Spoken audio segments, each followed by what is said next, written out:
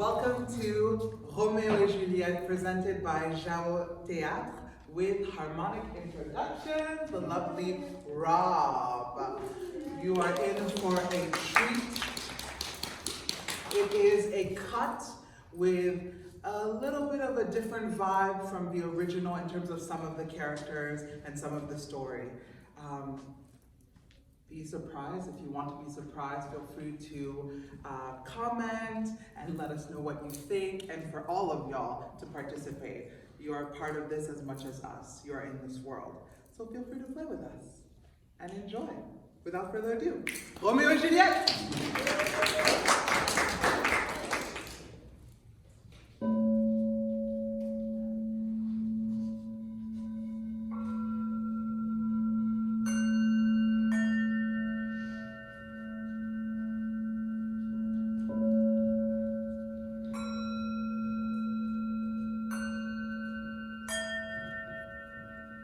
Two households, both alike in dignity, in fair Verona where we lay our scene, from ancient grudge break to new mutiny, where civil blood makes civil hands unclean. From forth the fatal loins of these two foes, a pair of star-crossed lovers take their life.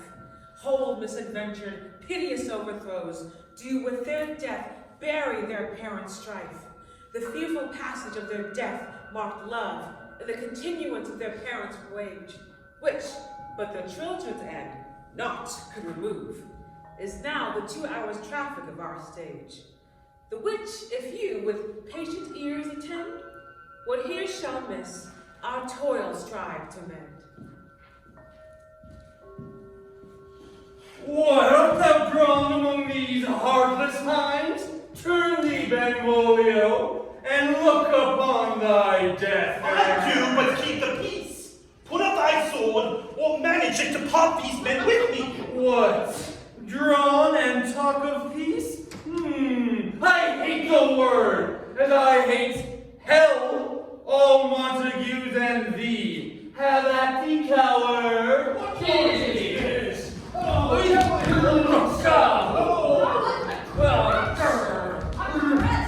My sword!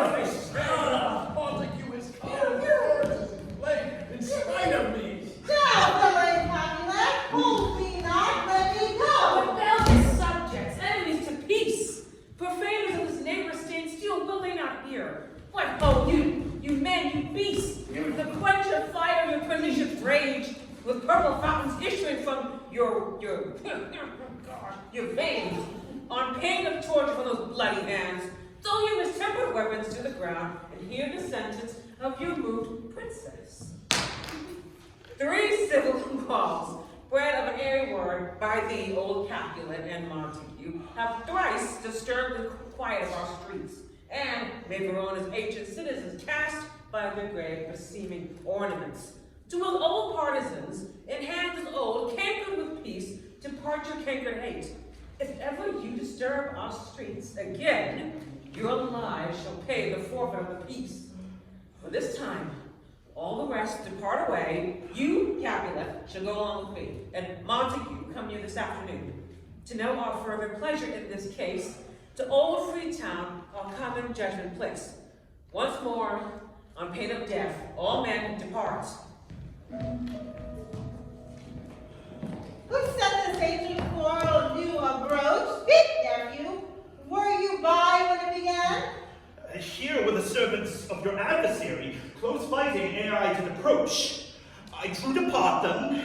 In the instant came the fiery Tybalt, with his sword prepared, which, as he breathed defiance to my ears, he swung about his head and cut the winds, who, nothing hurt withal, hissed him in scorn. While we were interchanging thrusts and blows, came more, and fought on part and part till the princess came, who parted either part. Oh, where is Romeo? Saw you him today?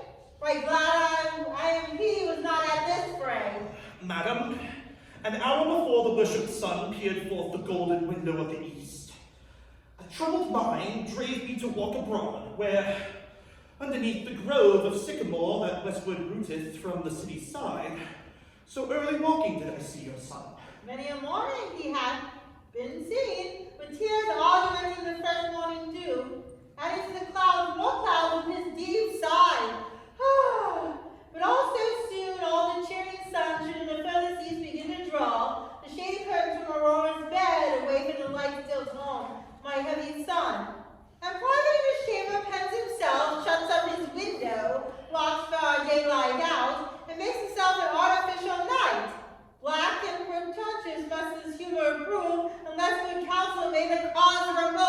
my noble aunt, do you know the cause? I neither know it nor can I learn of him.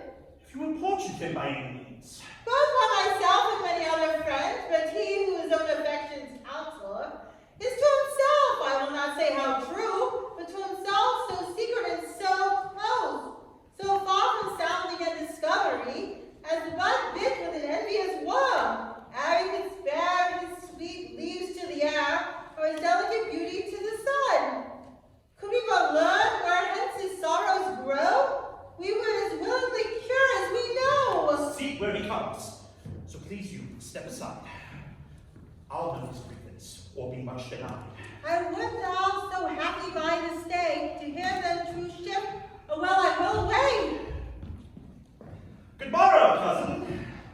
Is the day so young, Amy? Sad hours seem long. It was. What sadness lengthens Romeo's hours? Not having that which having makes them short. In love? Out. Of love? Out of her favor, where I am in love. Alas, that love, so gentle in his view, should be so tyrannous and rough in proof. Alas, that love whose view is muffled still, should without eyes see pathways to his will. Where shall we dine? Oh me, what fray was here? Yet tell me not, for I've heard it all. Here's much to do with hate, but more with love. Why then, O brawling love, O loving hate? O anything of nothing first create. O heavy lightness, serious vanity, misshapen chaos of well-seeming forms, feather of lead, bright smoke, cold fire, sick health, still waking sleep that is not what it is. This love feel I, that feel no love in this. Dost thou not laugh? No cause, I rather weep. Good heart, at what? Thy good heart's oppression. Why, such is love's transgression. Griefs of mine own lie heavy in my breast, which thou wilt propagate, to have it pressed with more of thine. This love that thou hast shown doth add more grief, too much of mine own. Love is a smoke raised with a fume of sighs, being purged with fire sparkling in lover's eyes, being vexed, a sea nourished with lover's tears. What is it else? A madness most discreet, a choking gall and a preserving sweet. Farewell, my cuz. Tell me, in sadness, who is that in love? What? Shall I groan and tell thee? Groan? Why, no. I aimed so near when I supposed you loved. A right good mark man, and she's fair I love. A right fair mark, fair cause, as soon as hit. Well, in that hit you miss, she'll not be hit. With Cupid's arrow she'll have Dian's wit, and in strong proof of chastity well armed. From love's weak childish bow she lives unharmed. She will not stay the siege of loving terms, nor by the encounter of assailing eyes, nor ope her lap to saint-seducing gold. Oh, is she rich in beauty, only poor, that when she dies with beauty dies her store. And she hath sworn that she will still live chaste? She hath, and in that sparing makes huge waste, for beauty starved with her severity cuts beauty off from all posterity. She is far too fair, too wise, wisely too fair, to merit bliss by making me despair. She hath forsworn to love, and in that vow, do I live dead that live to tell it now? Be ruled by me, forget to think of her. Oh, teach me how I should forget to think. By giving liberty unto thine eyes, examine other beauties. 'Tis the way to call hers exquisite and question more. These happy masks that kiss fair ladies' brows, being black put us in mind, they hide the fair. He that is struck and blind cannot forget the precious treasure of his eyesight lost. Show me a mistress that is passing fair, what doth her beauty serve? But as a note, where I may read who's past that passing fair. Farewell, thou canst not teach me to forget. I'll pay that doctrine, or else die in debt!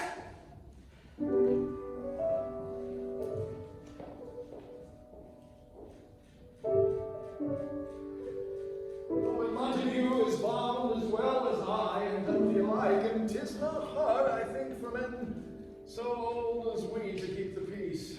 Of honorable reckoning are you both, and pity 'tis you lived at odds so long. But now, my lord, what say you to my suit? saying more what I have said before. My child is yet a stranger to the world. She has not seen the change in 14 years. Let 2 summers wither in their pride ere we think her right to be a bride. Younger than she, our happy mother's maid. And too soon marred are those so early made. Oh, the earth has swallowed all my hopes, but she is the hopeful lady of my earth. But, her gentle Paris, get her heart. My will to her consent is but a part, and she agreed. Within her scope of choice lies my consent with fair according voice. This night I hold an old accustomed feast, whereto I have invited many a guest, and one more most welcome makes my number more. At my poor house, look to behold this night, earth-treading stars that make dark heaven light. Such comfort as do be a lusty young men feel when well-apparent April on the heel of limping winter treads, even such delight among fresh female buds shall he this night inherit at my house. Hear all see, and would like her most, whose merit most shall be. Which on view of many, mine being one, may stand in number, though in reckoning none. Come, go with me. Oh, go, sirrah. Trudge about through fair Verona, find those persons out whose names are writ here, and to them say my house and welcome are on their pleasure stay.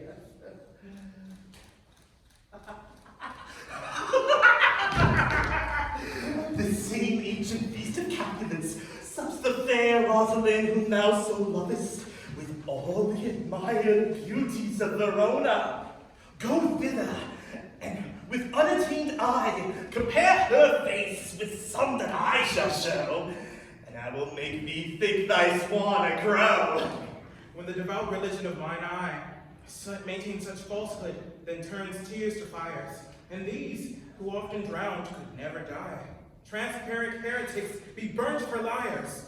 One fairer than my love, the all-seeing sun, ne'er saw her matched since first the world begun. But you saw her fair, none else being by. Herself poised with herself in either eye. But in that crystal scales, let there be weighed your lady's love against some other maid. That I will show you, shining at this feast, and she shall scant show well that now shows best. I'll go along, no such sight to be shown, but to rejoice in splendor of mine own.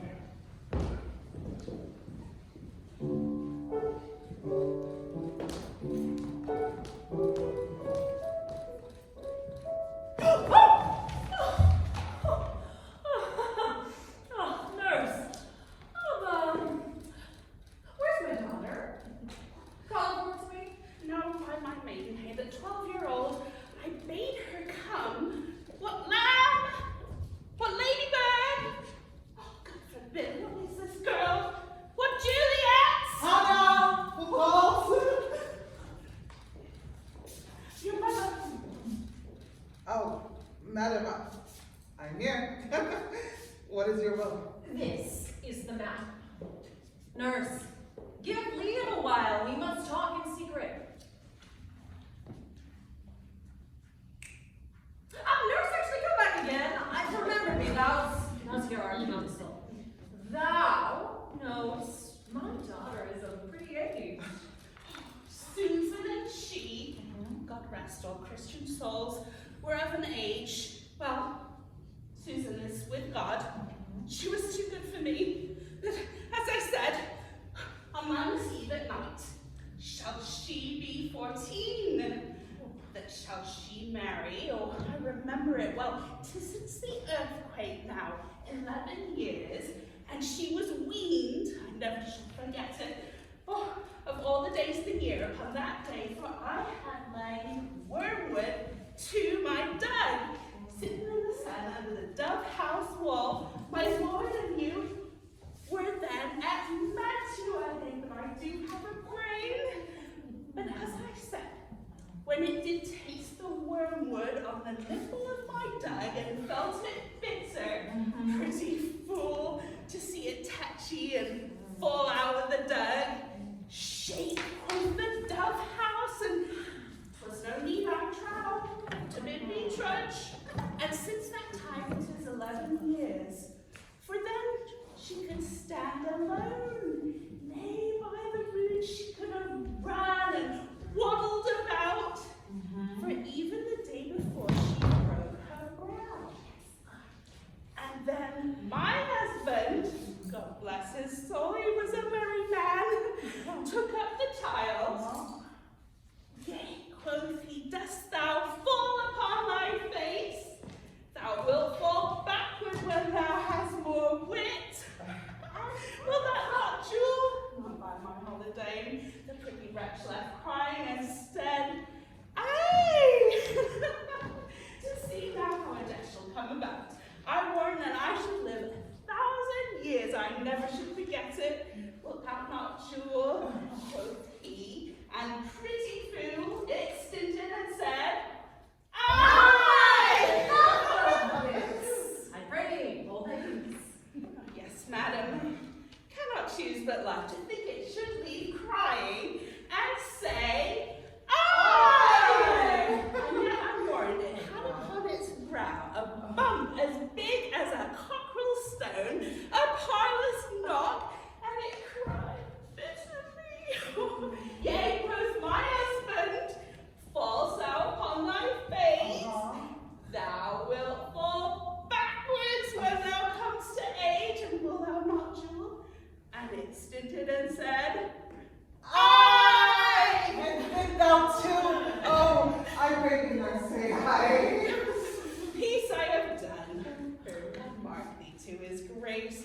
Thou wast the prettiest babe that I ever nursed, and I might live to see thee married once. I have my wish. Marry that! Mary is the very theme I came to talk of. So tell me, daughter Juliet, how stands your disposition to be married? It is an honor that I dream not of.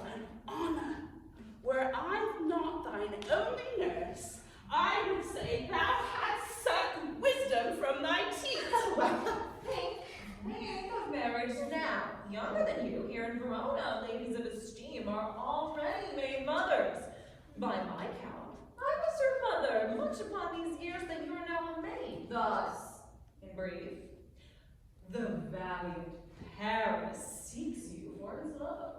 A man, young lady, lady, such a man as all the world. Why, he's a man of wax. Oh, Verona's summer has not such a flower. Nay, he's a flower. In faith, a very flower. What say you? Can you love the gentleman? This night, you shall behold him at our feast, read all the volume of young Paris's face, and find delight writ there in his beauty's pen.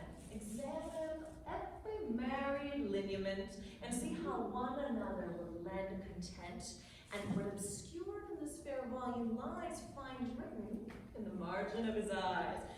Oh, this precious book of love, this unbound lover, to beautify him and only not his cover. The fish lives in the sea, and 'tis much pride for fair without the fair within hide. That book in many's eyes doth share the glory that in gold clasps locks in the golden story. So you shall share all that he doth possess, by having him making yourself no less. No less, nay, bigger. Women grow by men. Oh, Let's be brief. Can you like Paris's love? I'll look to like, if looking like you move, but no more deep will I endart mine eye than your consent gives strength to make it fly. Juliet, happy stays. Go, girls, seek happy nights to happy days.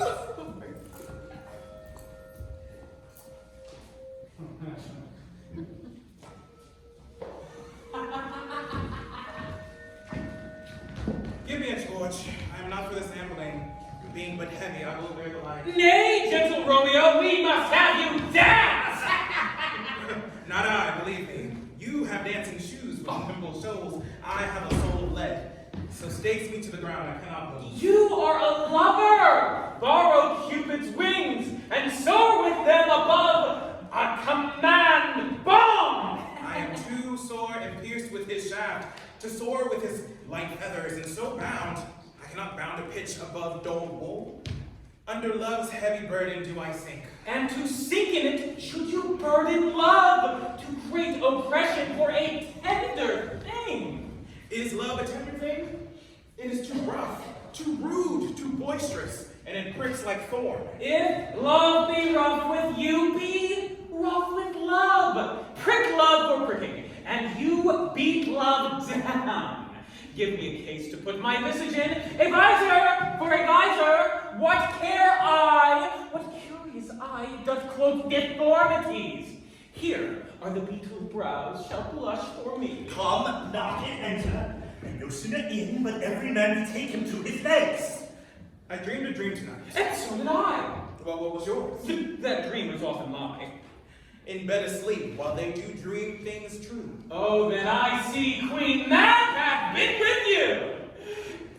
She is the fairy's midwife, and she comes in shape no bigger than an agate stone, on the forefinger of an alderman, drawn with a team of little atomies, athwart men's noses as they lie asleep. Her chariot, an empty hazelnut made by the joiner of squirrel or old grub. Time out of mind the fairies' coachmakers, her wagon, spokes made with long spider's legs, the cover of the wings of grasshoppers, traces of the small spider's web, the colors of the moonshine's watery beams, her whip of cricket's bone, the lash of film, her wagon of a small gritty-coated gnat, not so big as ground as a worm, pricked from the lazy finger of a maid. And in this state she gallops by night through lovers' brains, and then they dream of love. Oh, or the courtier's knees that dream of courtiers straight, or lawyers' fingers who straight dream of thieves, or ladies' lips who straight on kisses dream, which oft the angry Mab with blisters plagues, because their breaths with sweet meats are tainted. Sometimes she ups, or the courtier's nose, and then dreams he of smelling out a suit. And sometimes comes she with tied pig tail, tickling a parson's nose as a lies asleep. Then dreams he of another benefice. Sometimes he driveth o'er a soldier's neck. And then dreams he of cutting foreign throats, of breeches, albuscados, Spanish blades, of hells, 5 fathoms deep, and then anon drums in his ear, at which he starts and wakes, and being thus frightened swears a prayer or two, and then sleeps again. This is that very man that plates the manes of horses in the night, and bakes the outwatching foul sluggish hairs, which once untangled much misfortune bodes. This is the hag, when maids lie on their backs, that presses them and leans them first to bear, making them women of good carriage. This is shame! Peace, MERCUTIO, peace. Thou talkest of nothing. Troy of dreams, which are the children of an idle brain, beget of nothing but vain fantasy, which is a thin substance as the air, and more inconstant than the winds who woos. Even now the frozen bosom of the north, and being angered, puffs away from thence, turning his face to the dewdrop side. This wind you talk of blows us from ourselves. Supper is done, and we shall come too late. I fear too early, for my mind misgives. some consequence yet hanging in the stars, shall bitterly begin his fearful date. With this night's revels and expire the term of a despised life, closed in my breast by some vile forfeit of untimely death. But he that hath the steerage of my course, direct my sail, on, lusty gentlemen. Strike drum!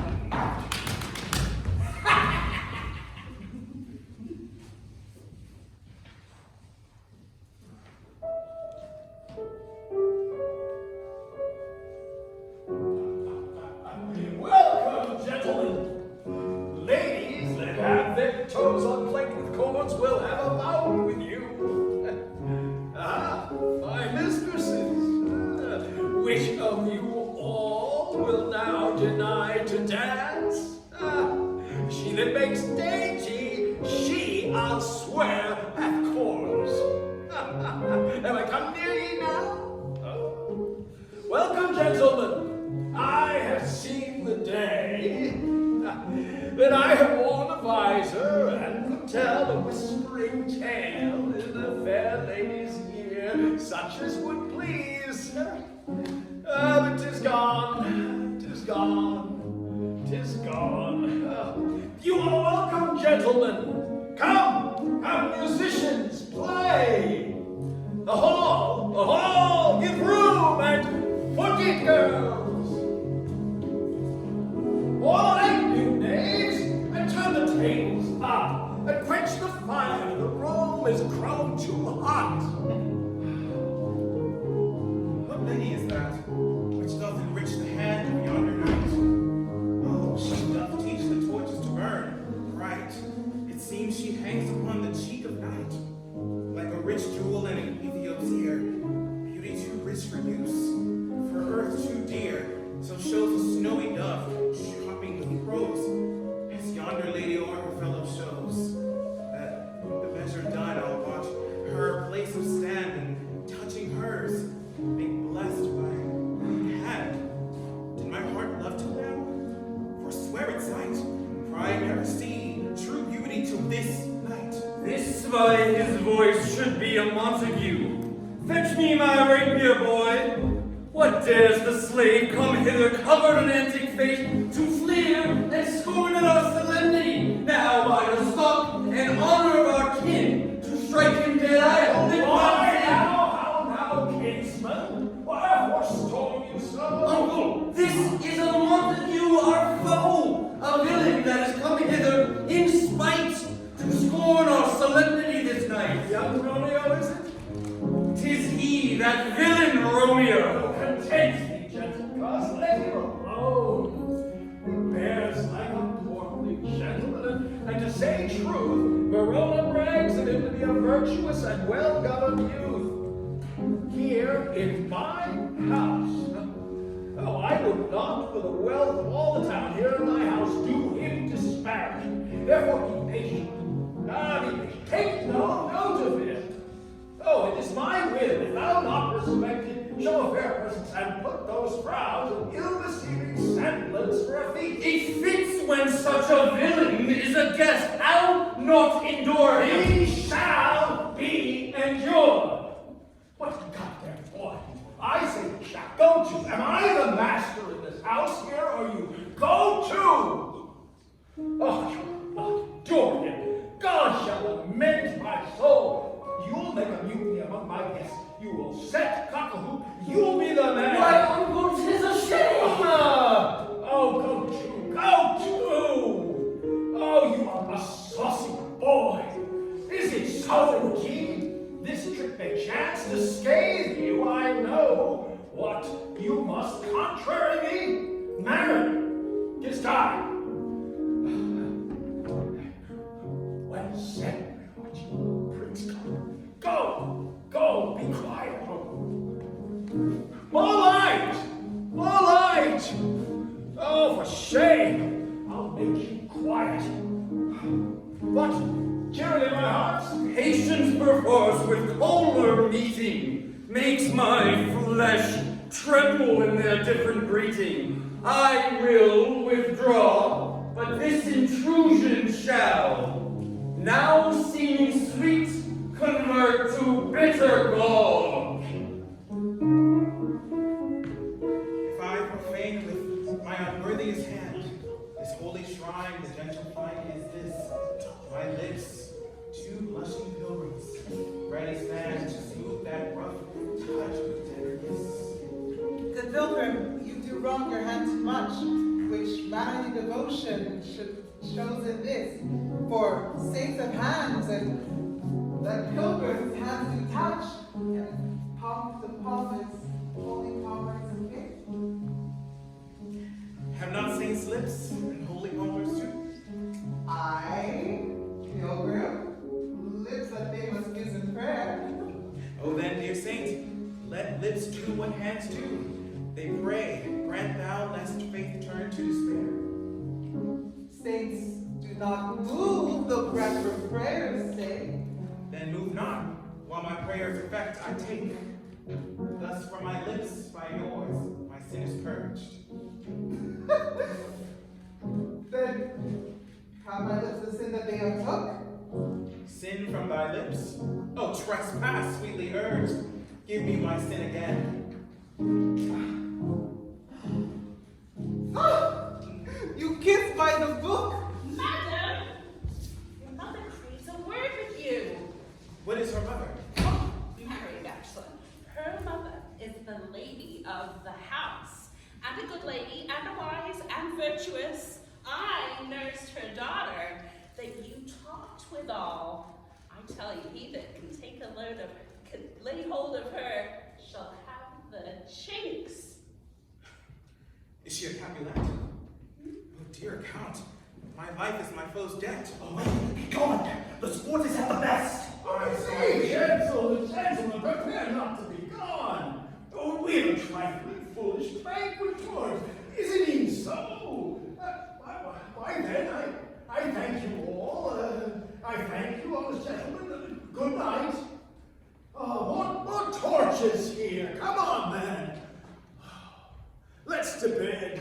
So long. I live my way. It waxes late. Up to my rest. Come hither, nurse. What is yon gentleman? Oh, the son and heir of old Otega. What's he? I think. What's he that follows there? That would not dance? Mary, I think that be young Tricia. Oh no! What's he that follows? The other! Going out the door. I know not. Go, ask his name. If he be married, my grave is like to be my wedding day. His name is Romeo and a Montague, the only son of your great enemy. My only love sprung from my only hate. Too early seen unknown and known too late. Prodigious birth of love it is to me that I must love a loathed enemy. What's this? What's this? Ah! A rhyme! I learned even now of what I dance with all. Come, let's away. The strangers all are gone.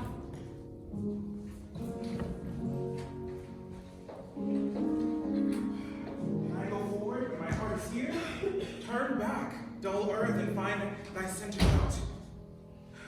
Romeo! My cousin Romeo! Romeo! He is wise, and on my life hath stolen him home to bed. He ran this way and leaves this orchard wall. Call good Mercutio. Nay, I'll conquer him too. Romeo, humors, madman, passion lover. Appear thou in the likeness of a sun. Speak but one rhyme, and I'm satisfied. Cry but I me. Pronounce but love and dove. Speak to my gossip, Venus, one fair word. One nickname of her pure-blind son and heir, young Adam Cupid. He that sought so trim when King Capulet loved the beggar woman. He heareth not, he stirreth not, he moveth not. The ape is dead, and I must conjure him. I conjure thee by Rosaline's bright eye.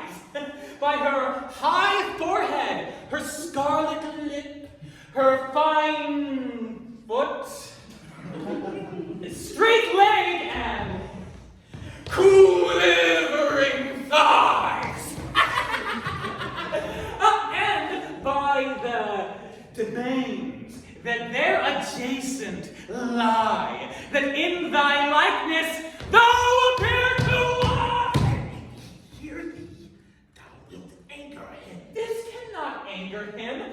'Twould anger him to raise a spirit in his mistress' circle of some strange nature, letting it there stand, till she had laid it and conjured it down that there were some spite.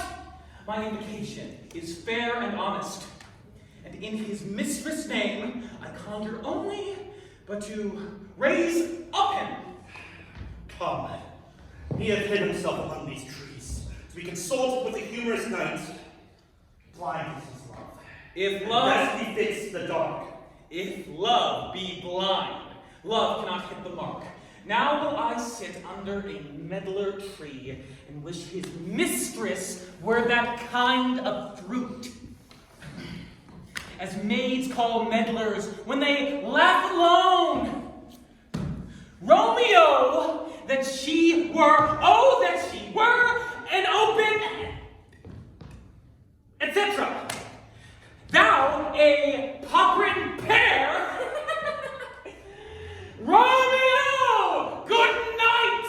I'll to my truckle bed. This field bed is too cold for me to sleep.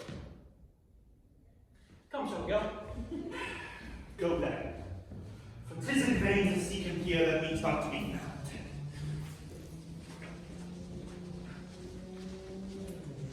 Just as stars that never felt wound. But soft, what light through yonder window breaks? It is the east, and Juliet is the sun.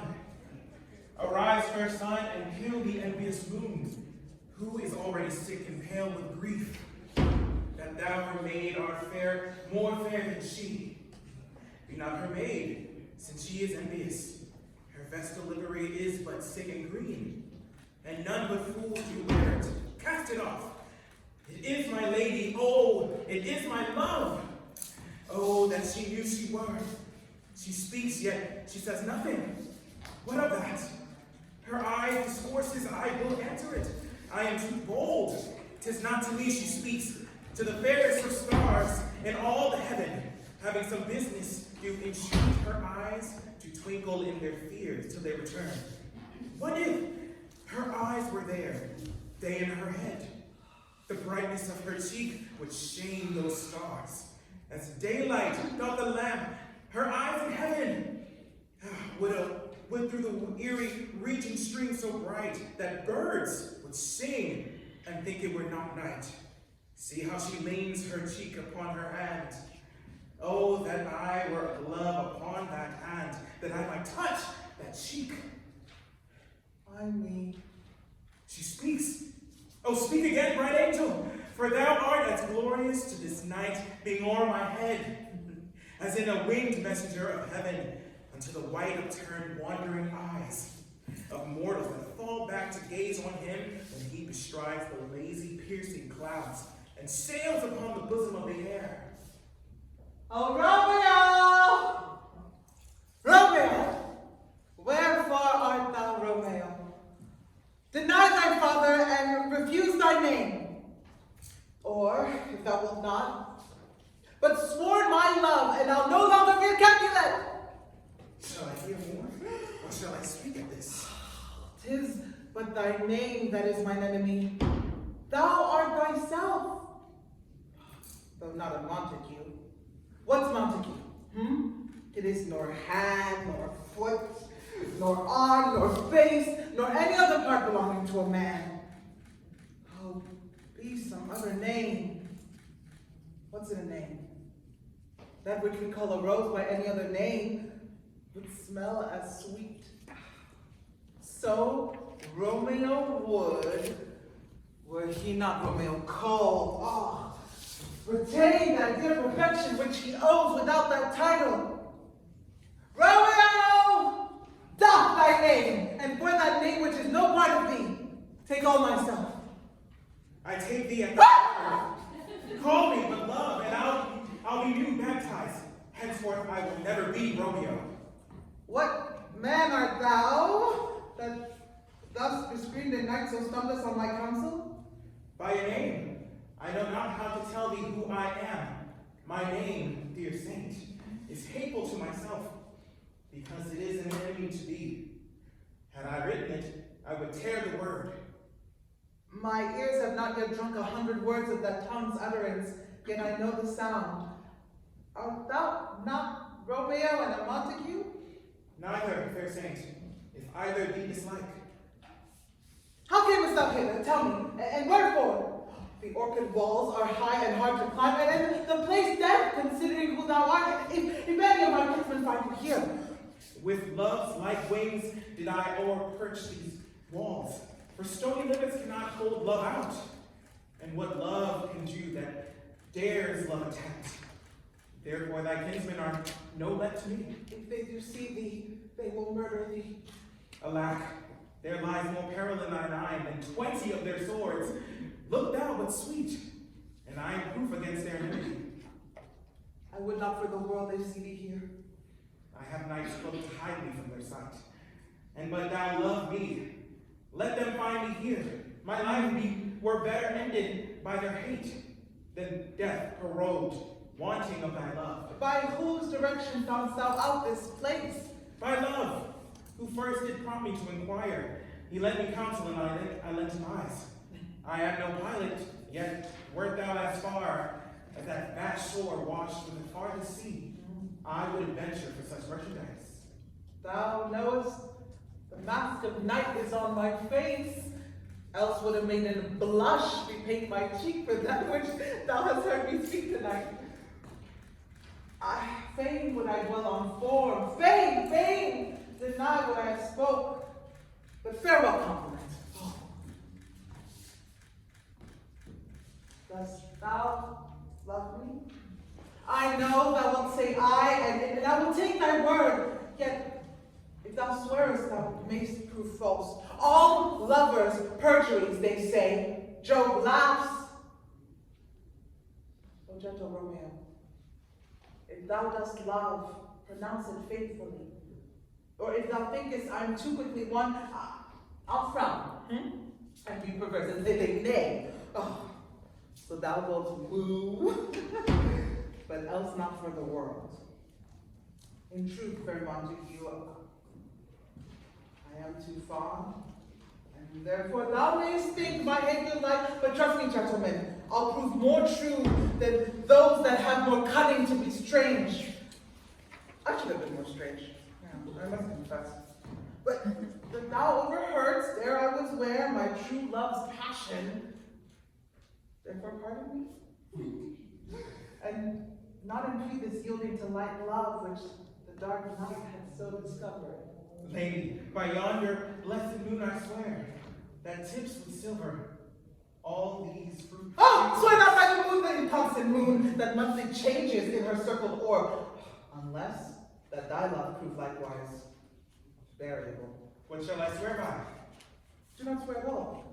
Or if thou wilt swear, swear by thy gracious self, which is the God of my idolatry, and I will believe it. With my heart's dear love. Oh! Well, do not swear. Although I joy in thee, I have no joy in this contract tonight. It is too rash, it is too unadvised, too sudden, too like the lightning, which doth cease to be ere one can say it lightens. Sweet. Good night. This bud of love is summer's ripening breath, may prove a beauteous flower when next we meet. Good night. Good night. As sweet repose and rest into thy heart as that within my breast. Oh, wilt thou leave me so unsatisfied? What satisfaction canst thou have tonight? The exchange of thy love's faithful vow for mine. I gave thee mine before thou didst request it. And yet I would it were to give again. Wouldst thou withdraw it? For what purpose, love? But to be frank, and give it thee again. And yet I wish but for the thing I have. My bounty is as boundless as the sea, my love as deep. The more I give to thee, the more I have, for both are infinite.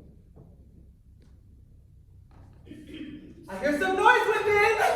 Oh my, adieu! Anon, good nurse! Sweet Montague, be true! I'll stay but a little, I will come again. Oh, blessed, blessed night! I am afeard. Being in night, all this is but a dream. Too flattering, sweet to be substantial. 3 words, dear Romeo, and good night indeed. If that thy bent of love be honorable, thy purpose marriage, send me word tomorrow, by one that I'll procure to come to thee, where and what time thou wilt perform the rite, and all my fortunes at thy foot I'll lay, and follow thee, my lord, throughout the world. Yes, I come anon, but if thou meanest not well, I do beseech thee. Madam! I come anon! But why I come to cease thy suit and leave me to my grief. Tomorrow will I send? So thrive my soul. 1,000 times. Good night. 1,000 times the worse. To want thy light, love goes towards love, as schoolboys from their books, but love from love towards school with heavy looks. Romeo! Juliet, At what o'clock shall I send to thee? at the hour of 9. I will not fail.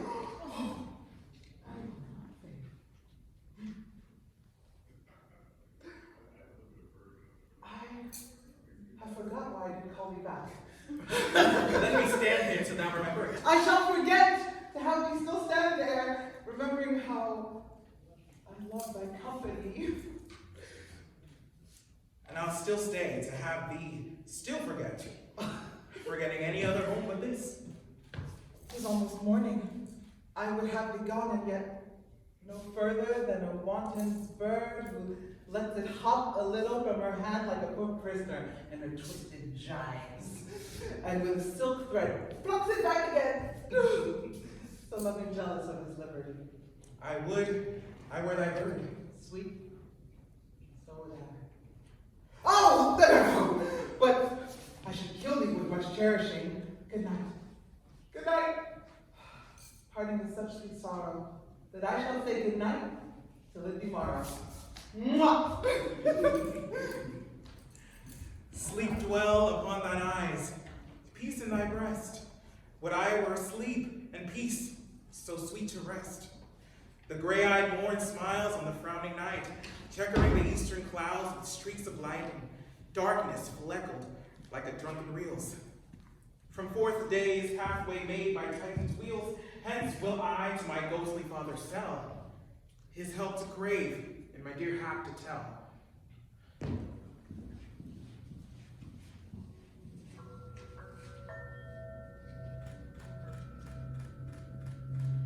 Now, ere the sun advance his burning eye, the day to cheer and night's damp dew to dry, I must upfill this osier cage of ours with baleful weeds and precious juiced flowers. The earth that nature's mother is her tomb, what is her burying grave, that is her womb, and from her womb children divers kind be sucking on her natural bosom find. Many, for many virtues excellent, none but for some, and yet all different.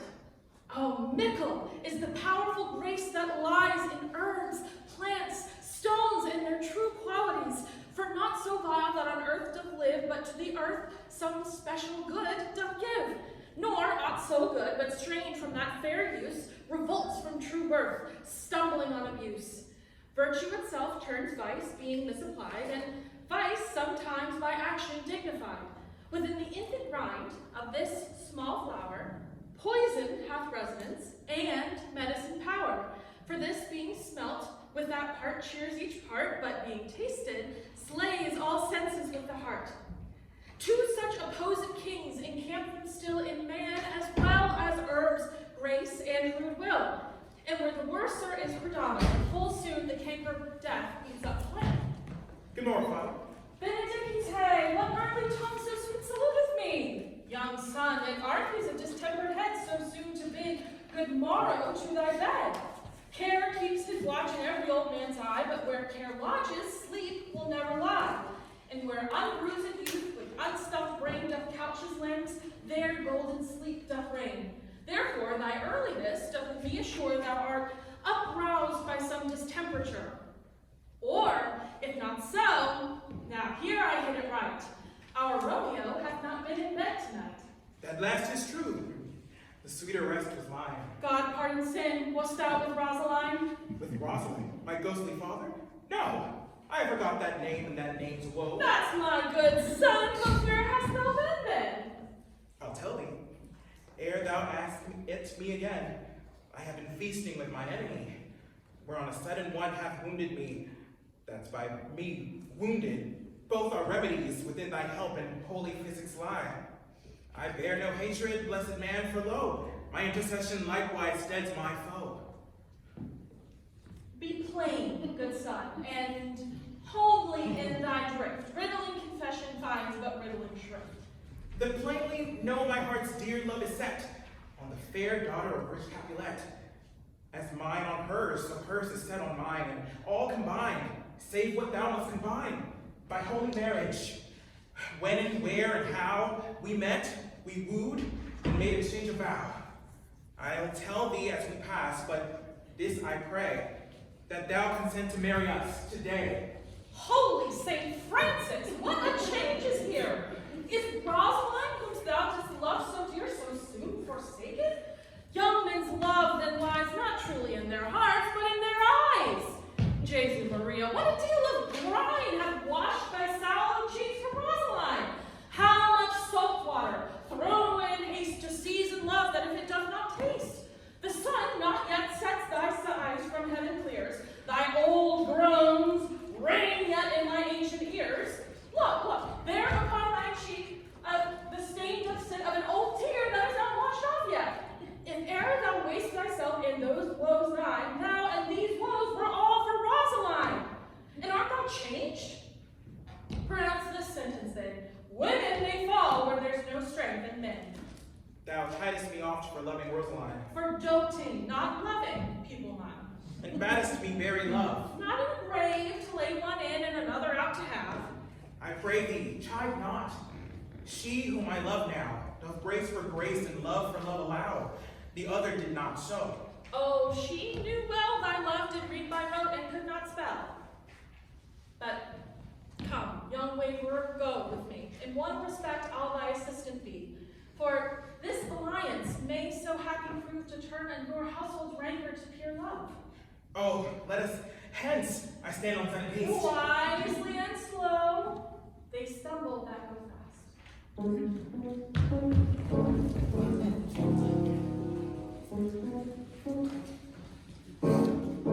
Where the devil should this Romeo be? Came he not home tonight? Not to his mother's. I spoke with his man. Ah, that same pale-hearted wench, that Rosaline. Torment him so that he will sure run mad! Tybalt, the kinsman of old Capulet, hath sent a letter to his mother's house. Ah, challenge on my life! Romeo will answer it. Any man that can write may answer a letter. Nay, he will answer the letter's master. How he dares be dead. Alas, poor Romeo, he's already dead! Stabbed with a white wench's black eye, shot through the ear with a love song, the very pin of his heart's cleft with the blind boy's butt shaft. And he is a man to encounter Tybalt. Why? What is Tybalt? More than the prince of cats, I can tell you.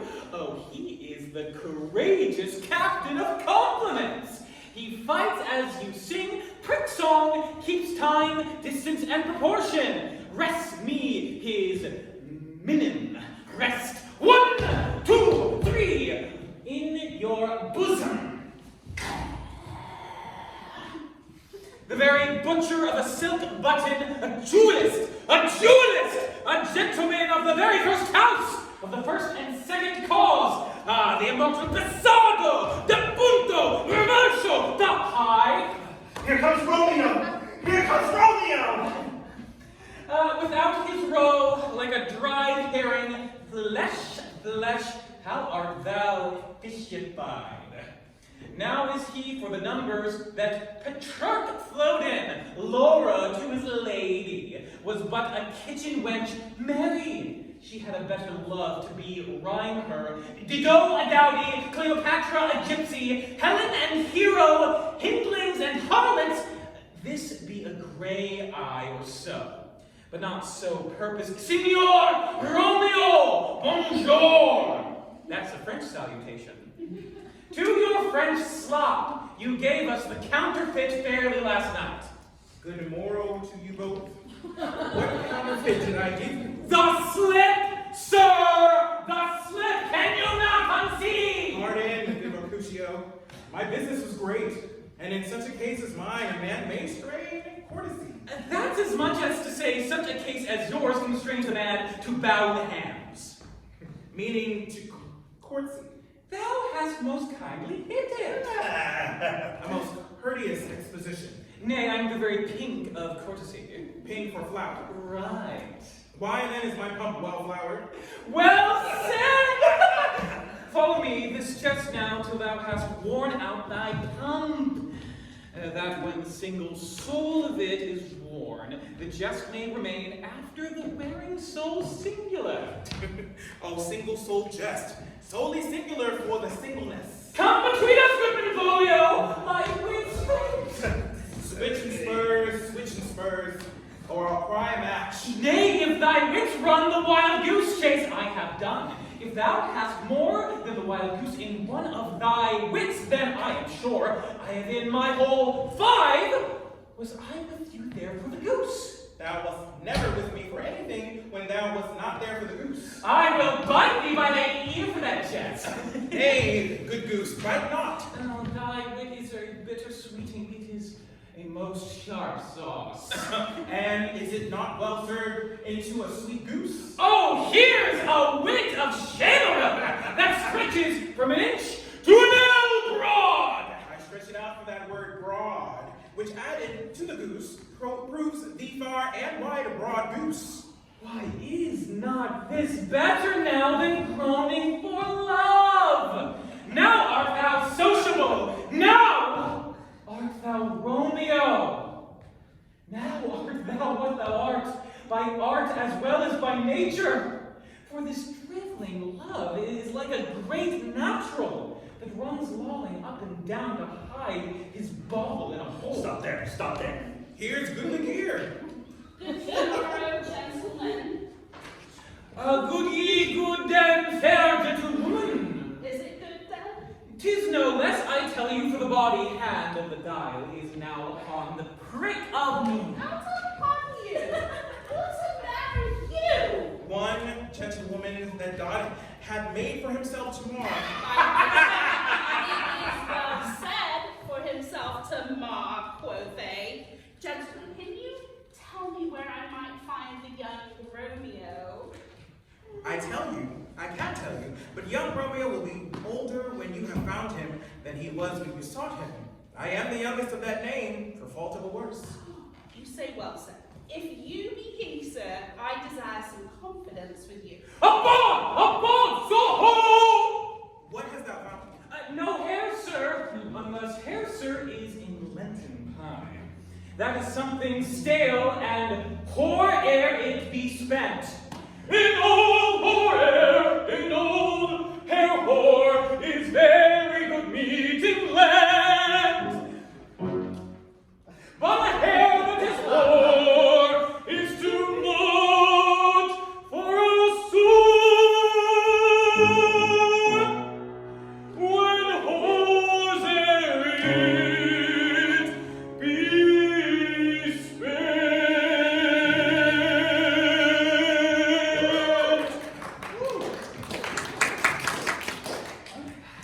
Romeo, we come to your fathers. We'll to dinner. I will follow you. Farewell, ancient lady. Farewell! Lady. I pray you, sir, what saucy merchant was this that was so full of his roguery? A gentleman, nurse, that loves to hear himself talk, and will speak more in a minute than he will stand to in a month. And any speak anything against me, I'll take him down, and anyone lustier than he is, and 20 such jacks. And if I cannot, I'll find those that shall. Scurvy knave. I am none of his flirt gills. I am none of his schemes mates. Now, before God, I am so vexed that every part of me about me quivers. Scurvy knave. Pray you, sir, a word, and as I told you, my young lady bade me inquire you out, and what she bade me say, I will keep to myself. But first, let me tell ye, if you should lead her into a fool's paradise, as they say, truly it were an ill thing to be offered to any gentlewoman, very weak dealing. Nurse, commend me to thy lady and mistress. I protest unto thee. Oh, good hearts, and in faith I will tell her as much. Lord, she will be a joyful woman. What wilt thou tell her, nurse? Thou dost not mark me. I will tell her, sir, that you do protest, which, as I take it, is a gentlemanlike offer. Bid her devise some means to come to Shrift this afternoon, and there she shall at Friar Lawrence cell be shrived and married, for here is thy pains. No, truly, sir, not a penny. This afternoon, sir? Well, she shall be there. And stay, good nurse, behind the abbey wall. Within this hour, my man shall be with thee, and bring thee cords, made like a tackle stair, which to the high top gallant of my joy must be my convoy in the secret night. Farewell. Be trusty, and I'll quit thy pains. Farewell. Commend me to thy mistress. Now God in heaven bless thee. Hark you, sir. Commend me to thy lady. 1,000 times, before and apace.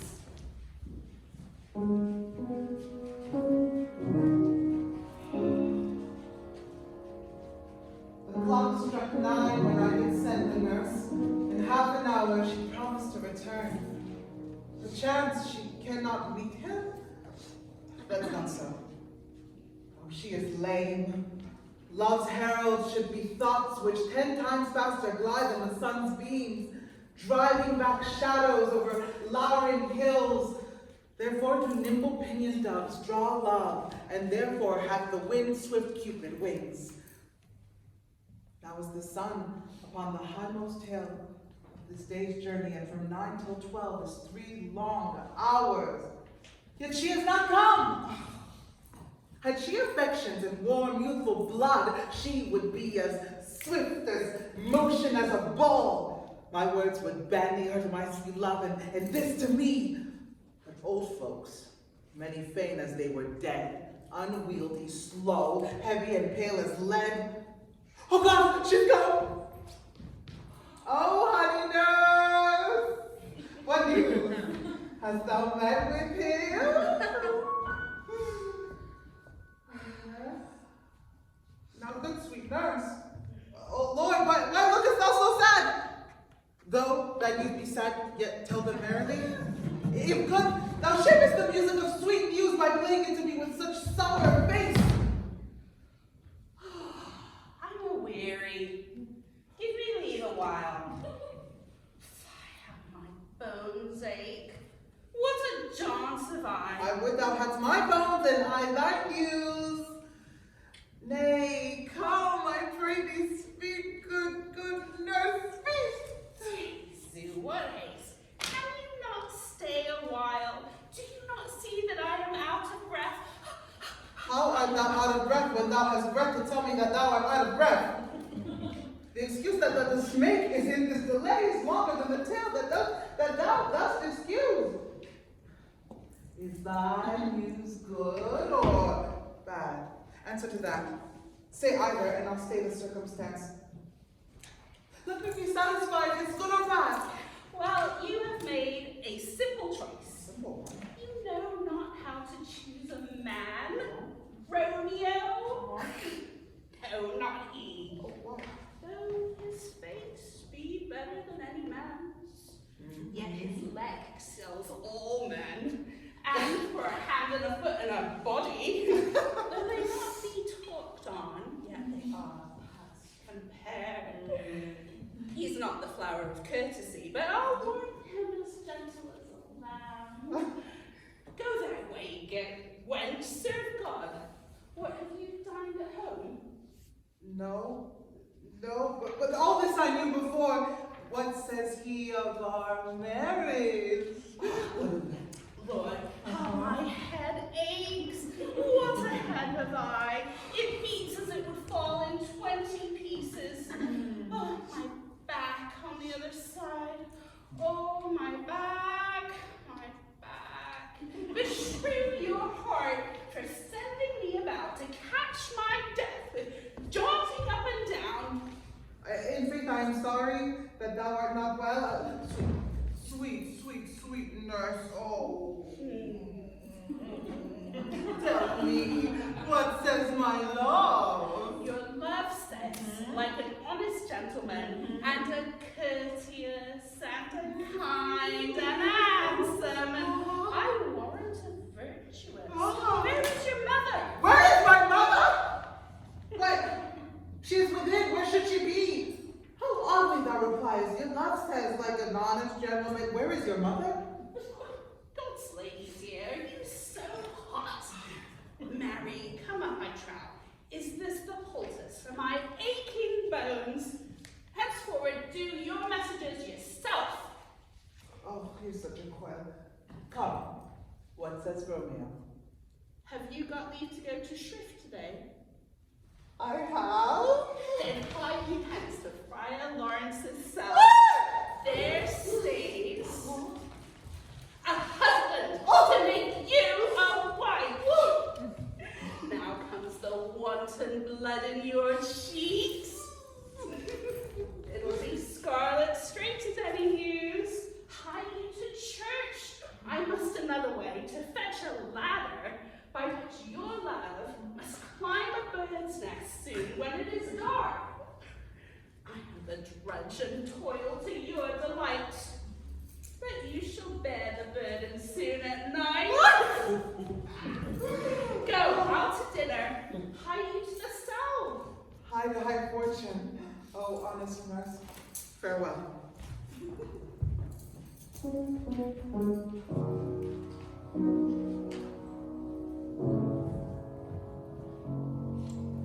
So smile the heavens upon this holy act, that after hours with sorrow chide us not. Amen. But come what sorrow cannot countervail the exchange of joy that one short minute gives me in her sight. Do thou but close our hands with holy words, then love devouring death do what he dare. It is enough, I may but call her mine. These violent delights have violent ends, and in their triumph die, like fire and powder, which as they kiss consume. The sweetest honey is loathsome in his own deliciousness, and in the taste confounds the appetite. Therefore, love moderately, long love doth so. Too swift arrives as tardy as too slow. Ah, here comes the lady! Oh, so light, foot will ne'er wear out the everlasting flint.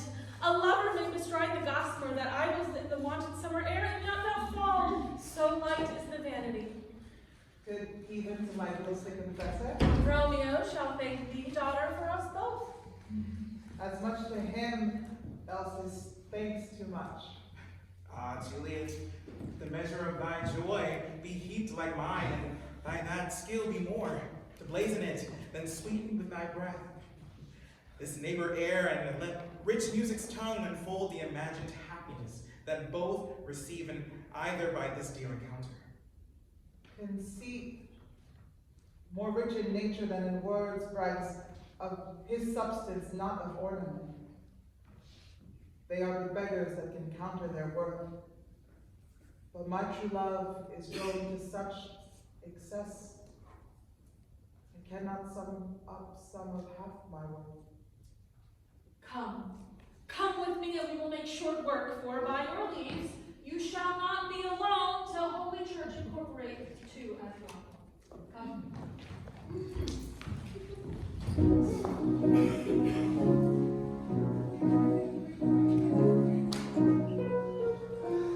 Pray thee, good Mercutio, let's retire.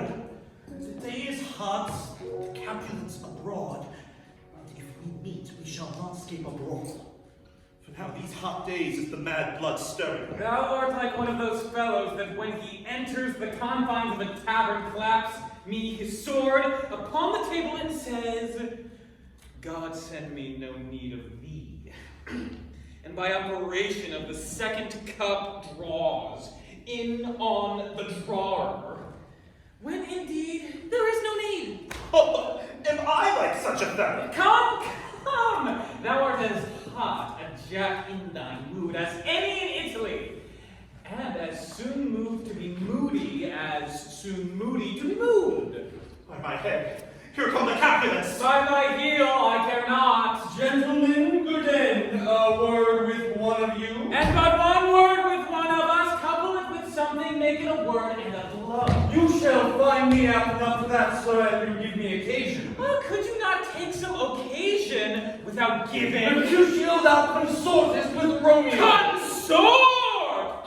What dost thou make us minstrels? Thou make minstrels of us, look to hear nothing but discord. Here's my fiddlestick, here's that shall make you dance, zooms, consort! We talk here in the public haunt of men. I will withdraw unto some private place and reason coldly of your grievances, or else depart. Here all eyes gaze on us. Men's eyes were made to look, and let them gaze. I will not budge for no man pleasure I. Well, peace be with you. Here comes my man. Romeo, the love I bear thee can afford no better term than this. Thou art a villain. Tybalt, the reason that I have to love thee doth much excuse the appertaining rage to such a greeting. Villain am I none. Therefore farewell. I see thou knowest me not. Oh boy. This shall not excuse the injuries that thou hast done me. Therefore turn and draw. I do protest I have never injured thee, but love thee better than thou canst devise, till thou shalt know the reason of my love, and so, good Capulet, which name I tender as dearly as my own, be satisfied. Oh, come, dishonorable, vile submission. Allah, Staccato carries it away. Tybalt, you rat catcher, will you walk? What wouldst thou have with me? Oh, good king of cats, nothing but one of your 9 lives. That I mean to make bold withal, as you shall use me hereafter. Try eat the rest of the 8. Will you pluck your sword out of his pitcher by the ears? Make haste, lest mine be about your ears ere it be out. I am for you. Gentle Tybalt, gentle Mercutio, put thy wrapper up. Come, sir, your passado. Draw MERCUTIO, beat down their weapons, gentlemen, for shame, forbid this outrage. Tybalt, Mercutio, the prince expressly hath forbidden bandying around the streets. Hold, Tybalt, good Mercutio. Yeah!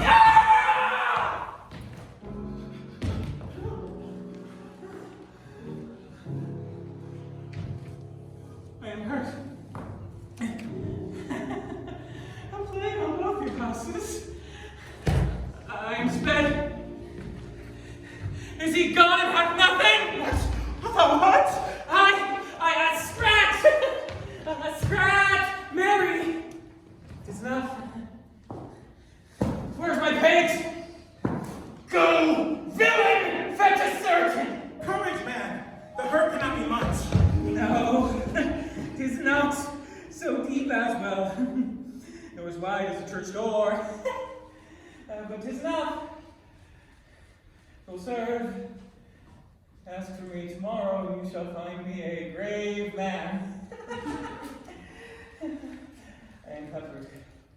I warrant for this worth. A plague on both your houses. Sins! A dog, a rat, a mouse, a cat, to scratch a man to death.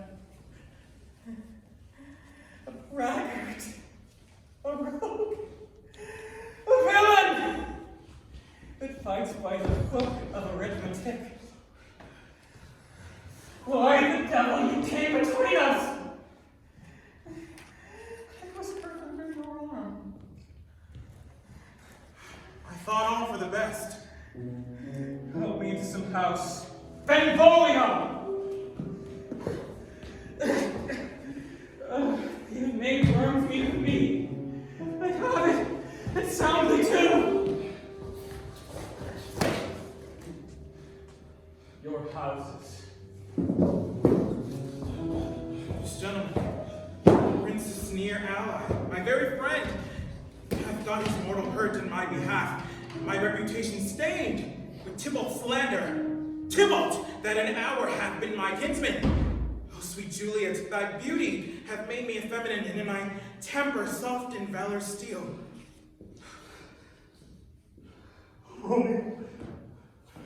Romeo! Brave Mercutio is dead. That gallant spirit hath aspired the clouds, which too untimely here did scald the earth. This day's black fate on more days doth depend. This but begins the woe, others must end. Here comes the furious Tybalt back again. Alive in triumph, and Mercutio slain, away to heaven. Respective lenity and fire-eyed fury be my conduct now. Now, Tybalt, take the villain back again. That late thou gavest me from Mercutio's soul is but a little way above our heads. Stay for thine to keep him company. Either thou or I, or both, must go with him. Thou wretched boy that did consort with him here shall with him hence. This shall determine that. Romeo! Away! Begone! The citizens are up and Tybalt slain! Stand not amazed! The princess will doom thee death if thou art taken! Hence! Begone! Away! Why important fool? What dost thou say? What are the vile beginners of this fray? Noble princess, I can discover all the unlucky marriage of this fatal brawl. There lies the man, slain by young Romeo that slew thy kinsman, brave Mercutio. Tybalt! My cousin! Oh, my brother's child! Oh, friends! Oh, cousin! Husband! Oh, the bloody spell of my dear kinsman! Prince, as thou art true for blood of ours, has shed blood of Montague!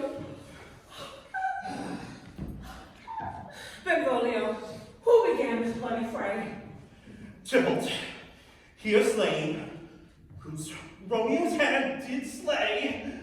Romeo that spoke him fair, bade him bethink how nice the quarrel was, and urged withal your high displeasure.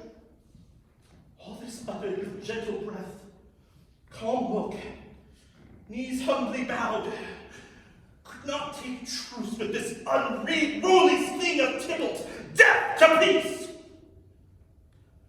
But that he tilts with piercing steel at bold Mercutio's breast, who, all his heart turns deadly point to point, and with a martial scorn, with one hand beats cold death aside, and with the other sends it back to Tybalt, whose dexterity retorts it. Romeo, he cries aloud, "Hold, friends! Friends part!" and swifter than his tongue. His agile arm beats down their fatal points, and twixt them rushes, underneath whose arm an envious thrust from Tybalt hit the life of stout Mercutio. And then Tybalt fled, but by and by comes back to Romeo, who had but newly entertained revenge, and to it they go like lightning, for ere I could draw to part them, was stout Tybalt slain. And as he fell, did Romeo turn and fly. This is the truth. Or let Benvolio die. He is a kinsman to the Montague. Affection makes him false, he speaks not true. Some 20 of them fought this black stripe, and all those 20 could kill but one life. I beg for justice, which thou, Prince, must give. Romeo slew Tybalt. Romeo must not live. Romeo slew him, he slew Mercutio, who now the price of his dear blood doth owe. Now Romeo, Prince, he was Mercutio's friend, his fault concludes but one the law should end, the life of Tybalt. And for that offense, immediately do we exile him hence. I have an interest in your haste proceeding. My blood for your rude brawl doth lie bleeding. But I'll mercy with you so strong and fine that you shall all repent the loss of mine. I will be deaf to pleading and excuses. On tears nor prayer shall purchase out abuses. Therefore use none. Let Romeo hence in haste, else when he's found, that hour is his last. Bear hence his body and attend our well, mercy but murders, pardon those that killed.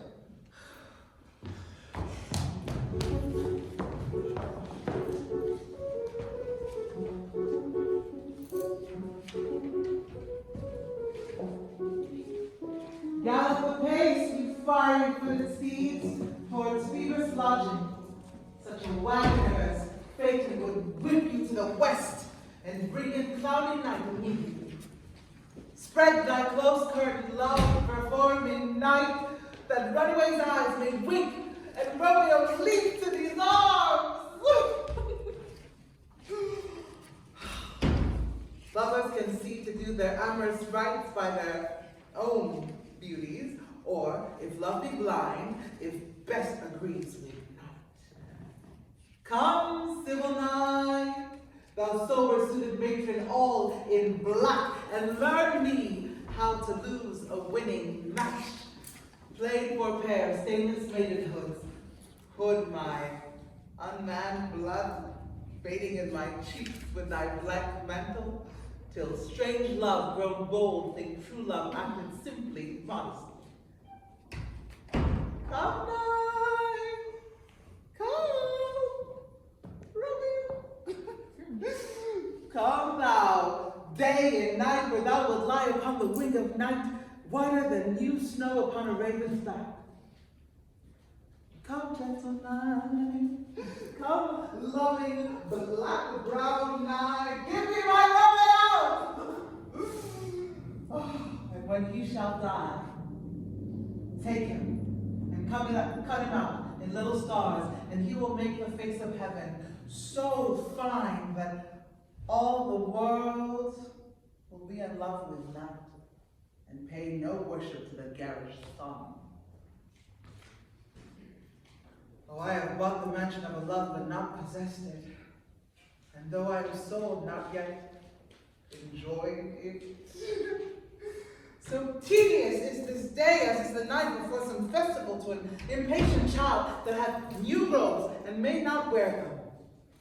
Oh, here comes my nurse, and she brings news, and every tongue that speaks but Romeo's name speaks heavenly eloquence. Now, nurse? Oh, what news? Oh, what hast thou there? The cords that Romeo bid thee? I the cords. I me? What news? Why dost thou wring thy hands? Well a day. He's dead. He's dead. He's dead. We are undone, lady. We are undone. Oh, lack the day. He's gone. He's killed. He's dead. Can heaven be so envious? Romeo can, though heaven cannot. Oh, Romeo, whoever would have thought it? Romeo! What devil art thou that dost torment me thus? This torture should be roared in dismal hell. Hath Romeo slain himself? Say thou but I, and that rare foul eye shall poison more than the death-darting eye of cockatrice. I am not I, if there be such an eye. For those eyes shut that make me answer I. If he be slain, say I, or if not, no. Brief sound, determine by weal or woe. I saw the wound. I saw it with my own eyes. God save the mark, here on his manly breast. A piteous course, a bloody piteous course. Pale, pale as ashes, all bedaubed in blood and gore blood. I swooned at the sight. Break my heart. Poor bankrupt break at once. To prison eyes ne'er look on liberty. Vile earth to earth resigned, and motion here. And now when Romeo pressed what heavy fear. Tybalt. Tybalt, the best friend I had. A courteous Tybalt, honest gentleman, that ever I should live to see thee dead.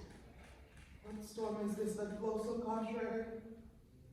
Is Romeo slaughtered and is Tybalt dead? My dear loved cousin, my dearer lord? The dreadful trumpet, sound the general doom! For who is living if those two are gone? Tybalt is gone, and Romeo banished. Romeo that killed him is banished. Oh God.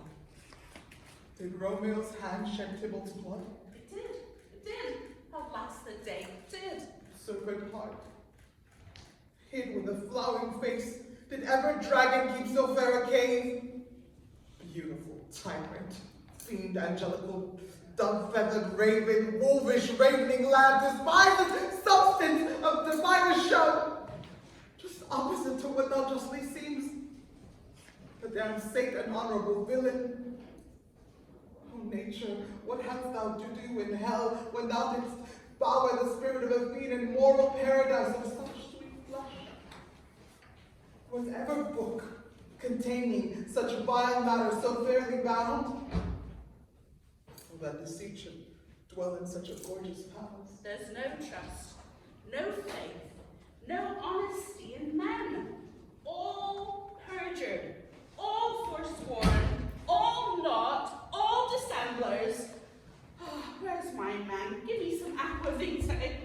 These griefs, these woes, these sorrows made me old. Shame come to Romeo. Livid be thy tongue for such a wish. He was not born to shame. Upon his brow shame is a shame sit. For 'tis a throne where honor may be crowned, sole monarch of the universal earth. What a beast was I to chide at him. Will you speak well of him that killed your cousin? Shall I speak ill of him that is my husband?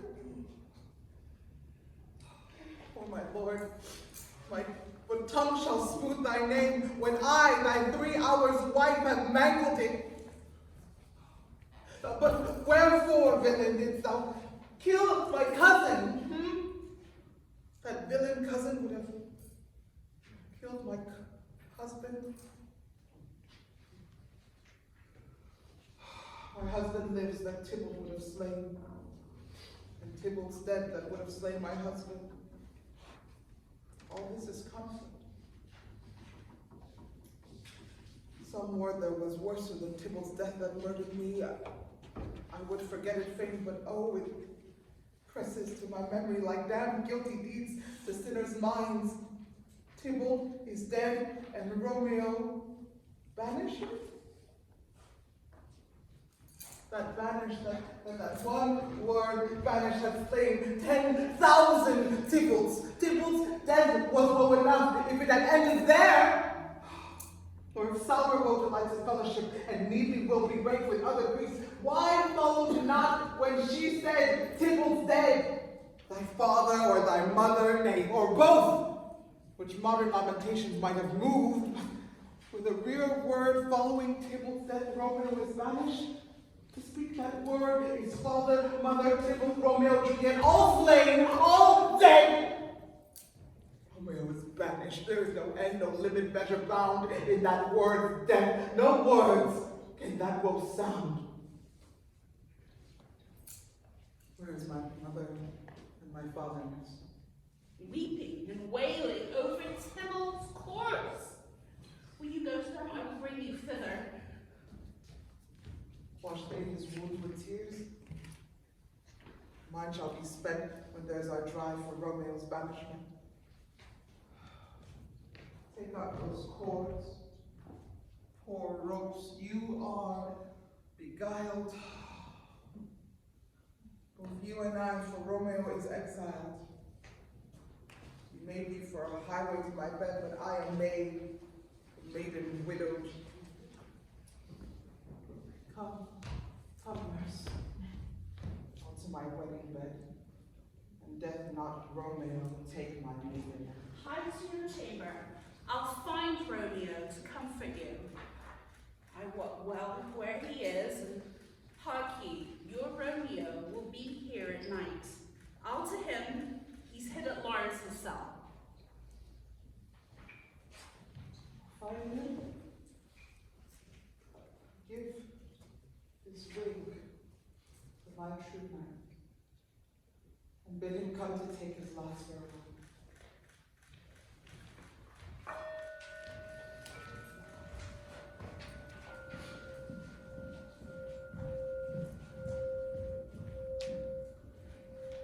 Romeo, come forth.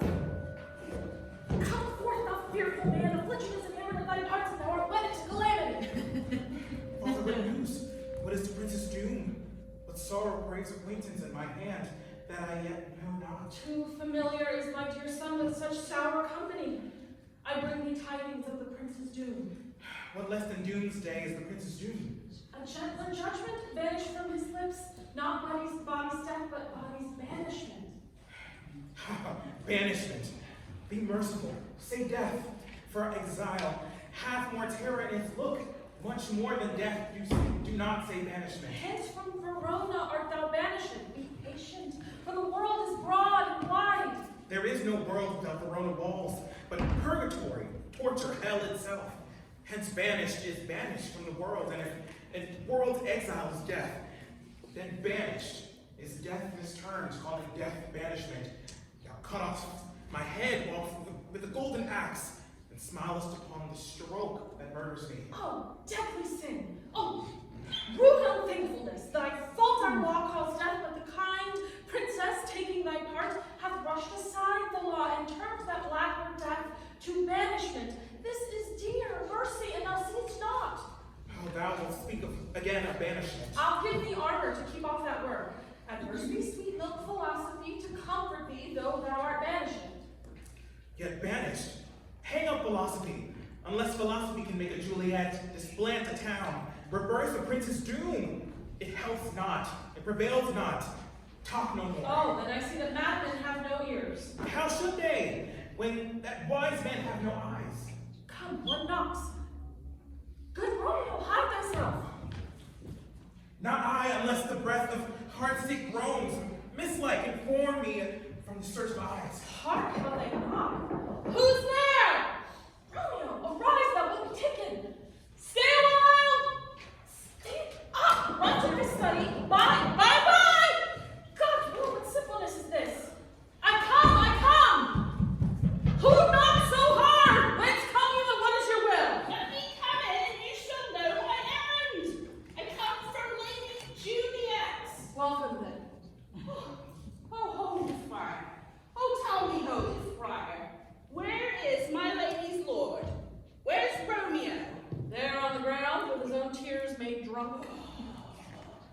He is even in my mistress's case, just in her case. Oh, woeful sympathy, piteous predicament.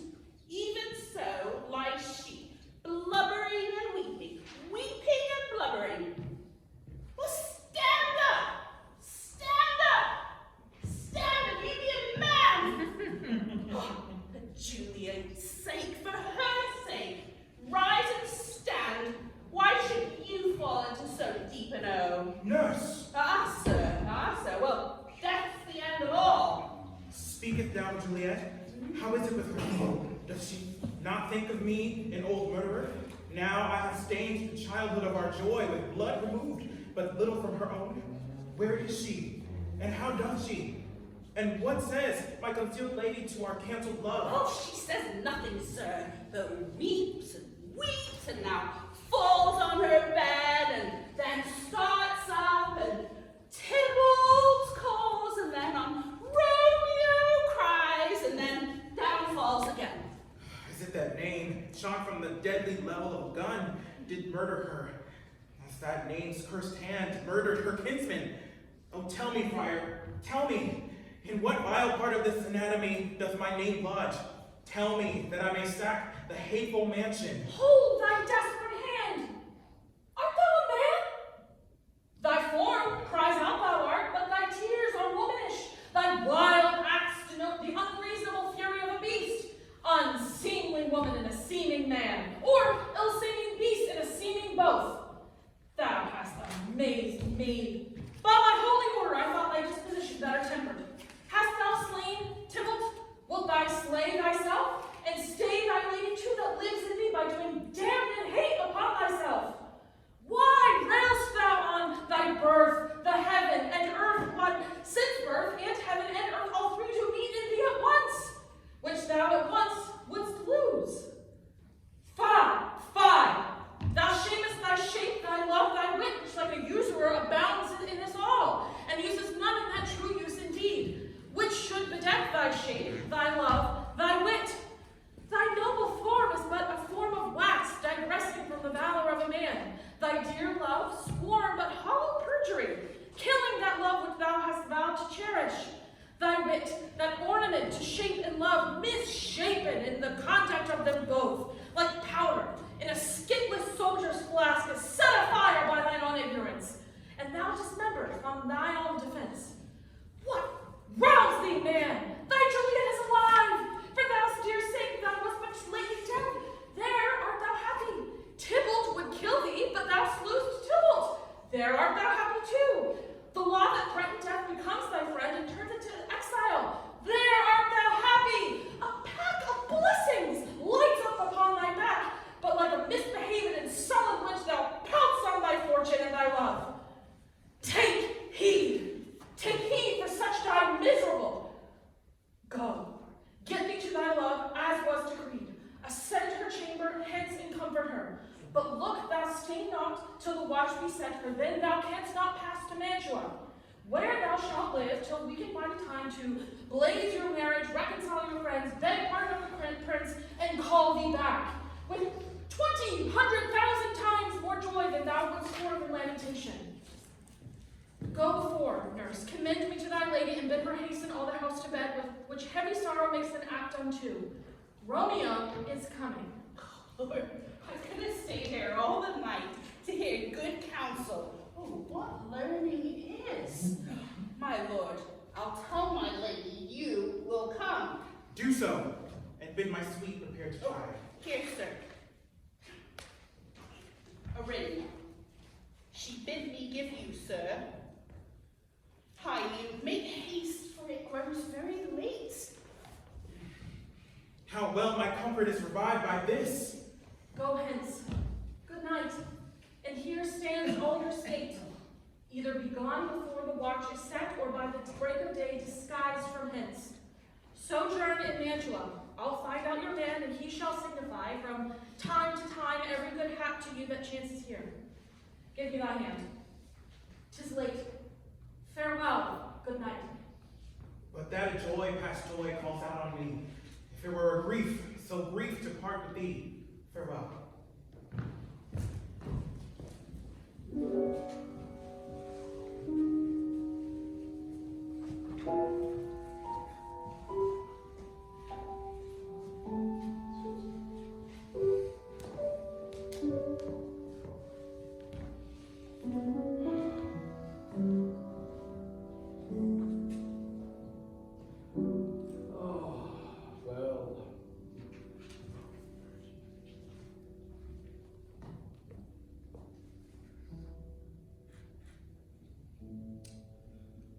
Capulet's death, and we have to vamp it.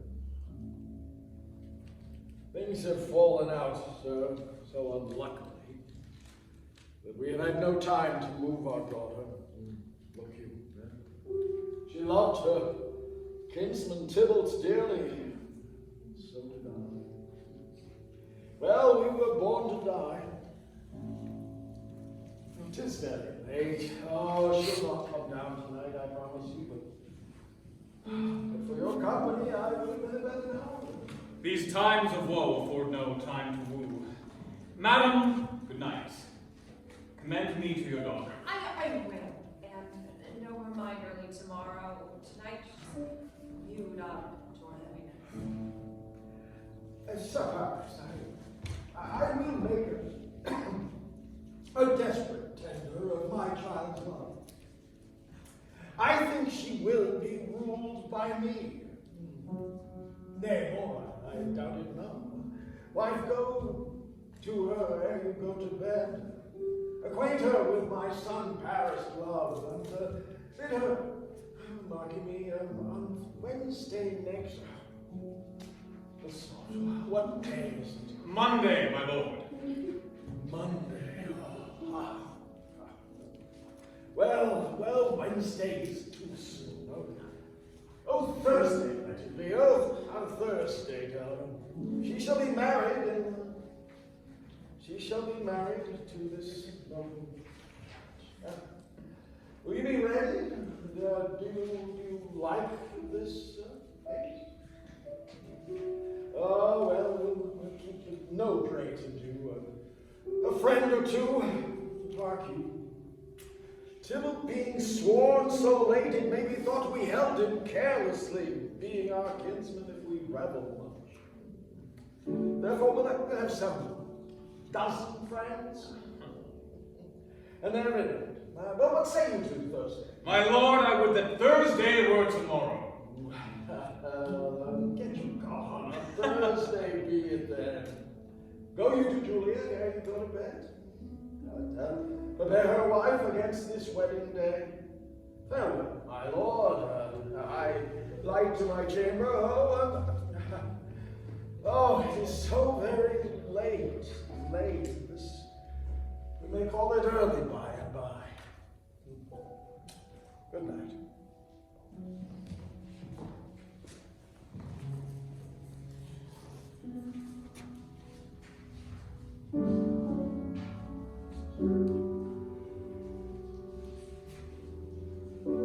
Will thou be gone? It is not yet your day. It was the nightingale and not the lark that pierced the fearful hollow of thy ear. Nightly she sings on yon pomegranate tree. Believe me, love, it was the nightingale. It was the lark, the herald of the morn. No nightingale. Look, love, what envious streets do lace the severing clouds in yonder east? Night's candles are burnt out, and Jacqueline today stands tiptoe on the misty mountain tops. I must be gone and live, or stay and die. No way! Yon light is not daylight. I know it. It is some meteor from the sun that exhales to be this night a torch bearer on and light thy way to natural. Therefore, stay yet. Thou needst not to be gone. Let me be tamed. Let me be put to death. I am content, so thou wilt have it so. I'll say yon gray is not the morning's eye, 'tis but the pale reflex of Cynthia's brow, nor that it is not the lark whose notes do beat. The vaulty heaven so high above our heads, I have more care to stay than will to go. Come, death, and welcome. Juliet wills it so. How's it, my soul? Let's talk. It is not the day. It is, high heads, be gone, away! It is the lark that sings so out of tune, striking harsh discords and unpleasing sharps. Some say the larks make sweet division. It's not so, for she divided us. Oh, now would I they had changed voices too. Since arm from arm that voice that thus affray, hunting me hence with hunts up to the day.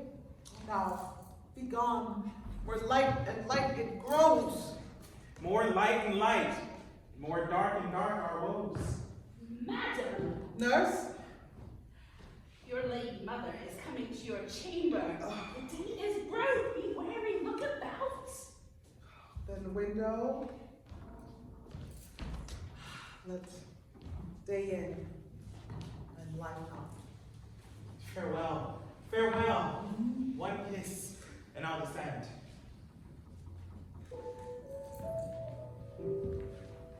Art thou gone yet, love, Lord, husband? I must hear from thee every day in the hour, for in a minute there are many days. By this count I shall be much in years. Again behold thee, Romeo. Farewell. I will omit no opportunity that may convey my greetings, love, to thee. Oh, thinkst thou we shall ever meet again? I doubt it not. And all these woes shall serve for sweet discourses in our time to come. Oh God, I have an ill-divining soul. Methinks I see thee, now thou art below, as one dead in the bottom of a tomb. Either my eyesight fails or thou lookst pale. And trust me, love, in my eyes so do you. Dry sorrow drinks our blood. Adieu, adieu. Oh, Fortune, Fortune! All men call me fickle. If thou art fickle, what dost thou with him that is renowned for fate? Be fickle, Fortune, for then I hope thou wilt not keep him long, but send him back. Oh, daughter, are you up? Who is that called? Is it my lady mother? Is she not down so late or up so early? What unaccustomed cause procures her hither? Oh, why? Oh, no, Juliet. Madam, I am not well. Never more weeping for your cousin's death. Mm-hmm. What? Wilt thou wash him from his grave with tears? And if thou couldst not make him live, therefore have done. Some grief shows much of love, but much of grief shows still some want of wit. Yet let me weep for such a feeling lost. So shall you feel the loss, but not the friend which you weep for. Feeling so the loss, I cannot choose but ever weep the friend. No, Colonel, thou weeps not so much for his death as that the villain lives which slaughtered him. What villain, madam? That same villain, Romeo. Villain! And he be many miles asunder. God pardon him, I do with all my heart. And yet no man like he doth grieve my heart. That is because the traitor murderer lives. I, madam, from the reach of these my hands, would none but I might venge my cousin's death. Oh, we will have vengeance for it, fear thou not. And weep no more. I'll send to one in Mantua, where the same banished renegade doth live, and I shall give him such an unaccustomed dram that he shall soon keep TYBALT company. And then I hope thou wilt be satisfied. Indeed, I never shall be satisfied with Romeo till I behold him. Dead is my poor heart for a kinsman vexed. Madam, if you could find out but a man to bear a poison, I would temper it, that Romeo should, upon receipt thereof, soon sleep in quiet. Oh, how my heart abhors to hear him named, and cannot come to him to wreak the love I bore my cousin upon this body that hath slaughtered him. Find now means, and I will find such a man. But now, I will tell thee of joyful tidings, girl. And joy comes well in such a needy time. What are they, I beseech you, ladyship? Well, thou hast a careful father, child, one who, to put thee from thy heaviness, hath sorted out a sudden date of joy, that thou expects not, nor I look not for. Madam, in happy time, what day is that? Mary, my child, next Thursday morn, the gallant, noble, and young gentleman, the county Paris at St. Peter's Church, shall happily make thee their joyful bride. Now by St. Peter's Church and Peter too, who shall not make me a happy bride. I wonder at this haste that I must wed ere he that should be husband comes to woo?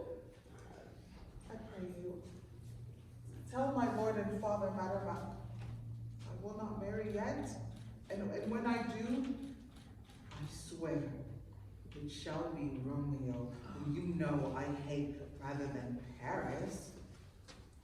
These are news indeed. Here comes your father. Tell him so yourself, and see how he will take it at your hands.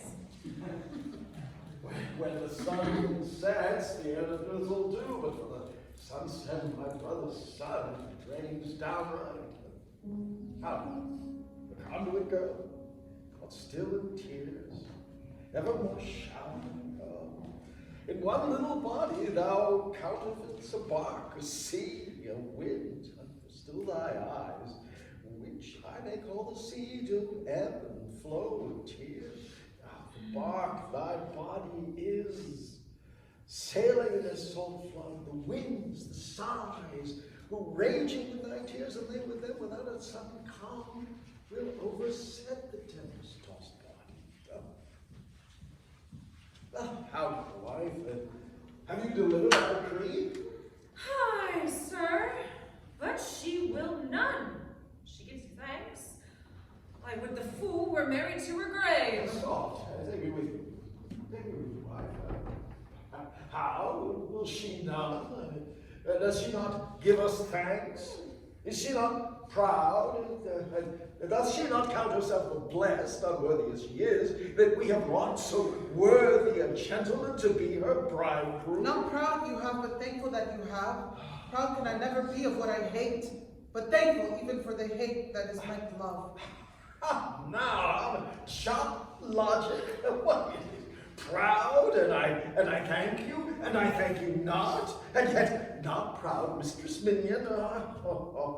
Thank me no thankings, nor proud me no prouds. But fettle your fine joints against Thursday next to go with Paris to St. Peter's Church, or I will drag thee on a hurdle thither. Oh, you sea green sickness carrier, out, you baggage! Tallow face! Why are you mad? Good Father, I beseech you on my knees. Hear me with patience but to speak a word. Hang thee, young baggage! Disobedient wretch! I tell you what. Get thee to church on Thursday, or never look at me in the face.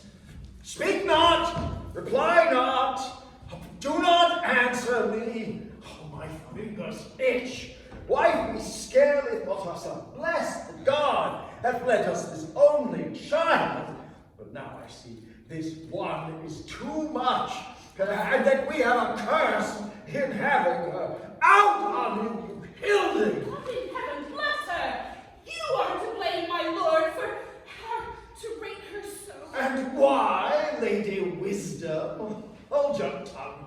Good prudence, smatter with your gossips. Go! Speak no treason. May one not speak? Peace, you mumbling fool. Utter your depravity over our gossip's bowl. We have no need of you. You are too hot. Oh, God's ready, makes me mad. Day, night, hour, time, tide, work, play, alone, in company, still my care hath been to have her matched, and having now provided a gentleman of noble parentage, fair to main, youthful and nobly trained, stuffed, as I say, with honorable parts, proportioned as one would have a man, and then to have this wretched, puling fool, a whining mammoth in a fortune's tender to answer, I am not wed. I cannot love. I am too young. I pray you pardon me.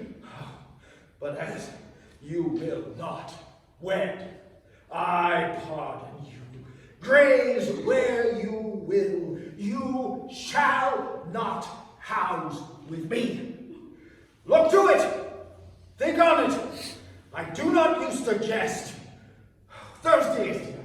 Lay hand on heart. Advise that you be mine. I'll give you to my friend. and you be not. Hang, beg, starve, die in the streets, for by my soul I'll never acknowledge thee. Oh, now what is mine shall never do me good. Trust to it. Thank you, I'll not be forsworn. Is there no pity sitting in the clouds that sees into the bottom of my grief?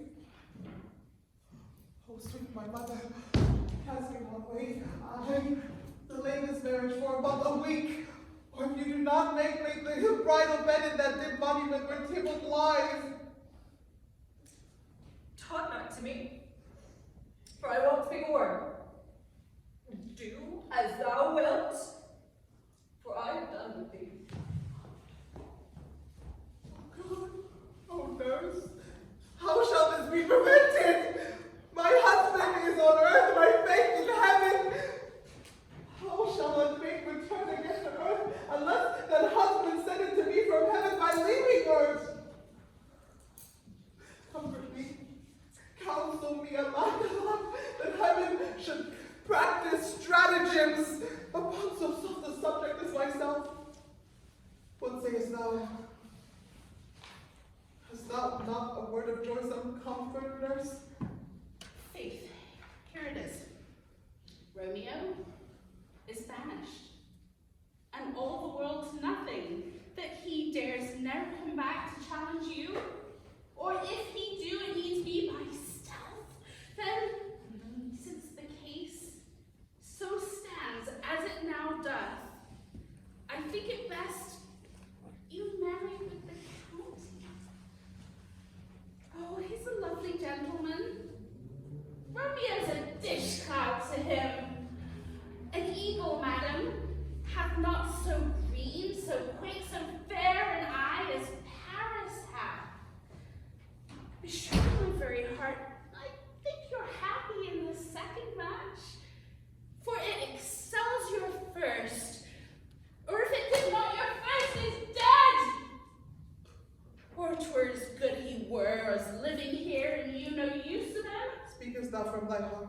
And from my soul too, or else beshrew them both. Amen. What? Well, thou hast comforted me marvelous much. Go in and tell my lady I am gone, having displeased my father to Lord's cell to make confession and to be absolved. Marry, I will, and this is wisely done. Ancient damnation, O most wicked fiend. Is it more sin to wish me thus forsworn, or to dispraise my Lord with that same tongue, which she hath praised him with above compared so many thousand times? Go, counselor. Thou and my bosom henceforth shall be twain. To the friar, to know his remedy. If all else fail, myself have power to die.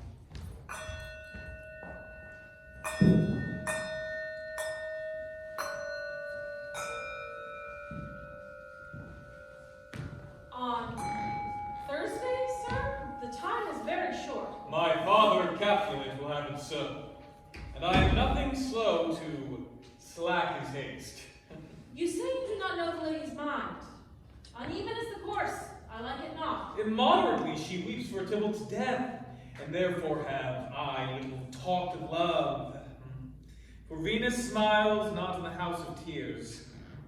Now, sir, her father counts it dangerous that she doth give her sorrow so much sway. In his wisdom hastes our marriage to stop the inundation of her tears, which too much minded by herself alone may be put from her by society. Now do you know the reason of this haste? I would I knew not why it should be slowed. Look here, sir. Here comes the lady towards my cell.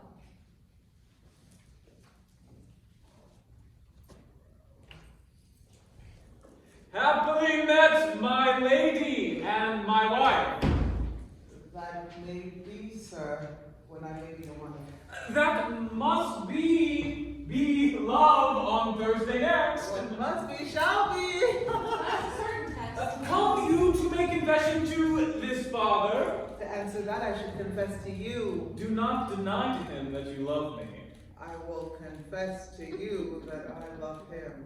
So will ye, I am sure, that you love me. If I do so, it will be of more price being spoke behind your back than to your face.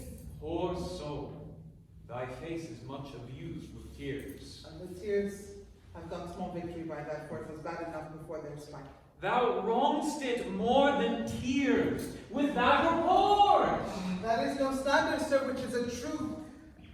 And what I spake to my face. Thy face is mine, and thou hast slandered it. It may be so, for it is not mine own. Are you at leisure, Holy Father, now, or shall I come to you at evening mass? My leisure serves me, pensive daughter, now. My lord, we must entreat the time alone. God shield thee, I should disturb devotion. Juliet, on Thursday early will I rouse thee. Till then, adieu. Keep this holy kiss.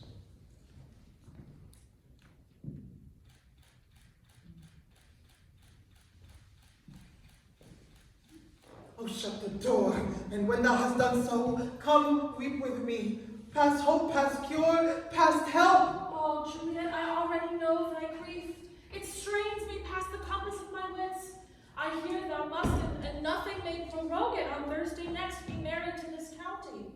Tell me not, sire, that thou hearest of this, unless thou tell me how I may prevent it.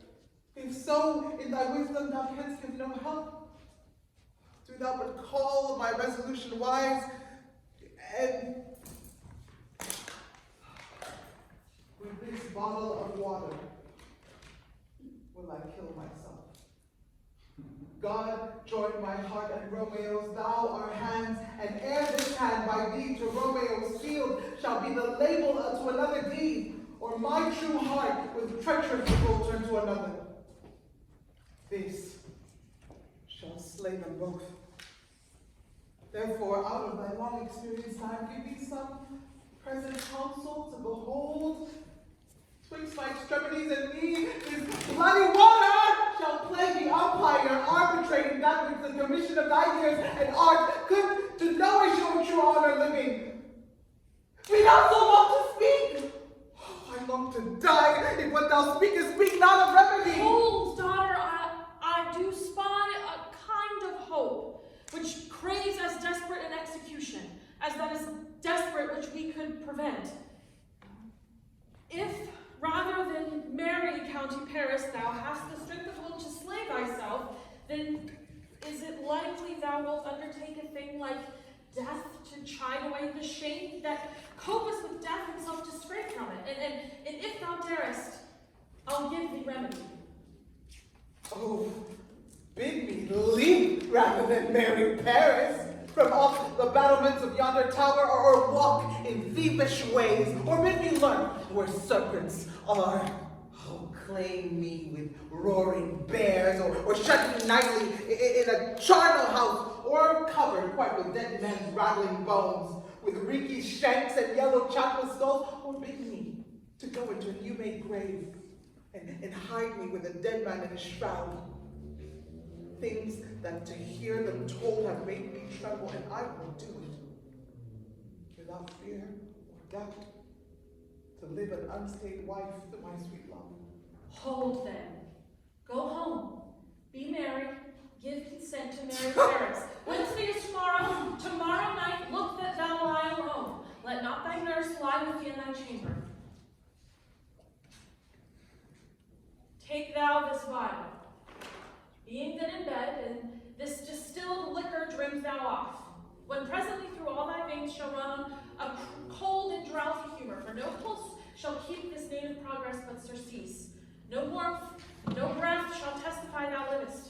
The roses in thy cheeks and lips shall fade to paly ashes, thy eyes' windows fall, like death when he shuts up the day of life.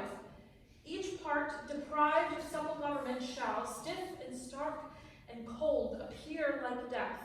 And in this borrowed likeness of shrunken death, thou shalt continue 42 hours, and then awake, as though in a pleasant sleep. Now, when the bridegroom in the morning comes to rouse thee from thy bed, there art thou dead. In thy best robes uncovered on the bier, thou shalt be borne to that same ancient vault where all the kindred of the Capulets lie. In the meantime, against thou shalt awake, shall Romeo by my letters know our drift, and hither shall he come, and he and I will watch thy waking, and that very night shall Romeo bear thee hence to Mantua, and this shall free thee from this present shame, if no inconstant toy nor womanish fear abate thy valor in the acting of it. Oh, tell me not of fear. Hold. Get you gone, be strong and prosperous in this resolve. I'll send a friar with speed to Mantua with my letters to my lord. Oh, Lord, give me strength, and strength shall help us forward. Farewell.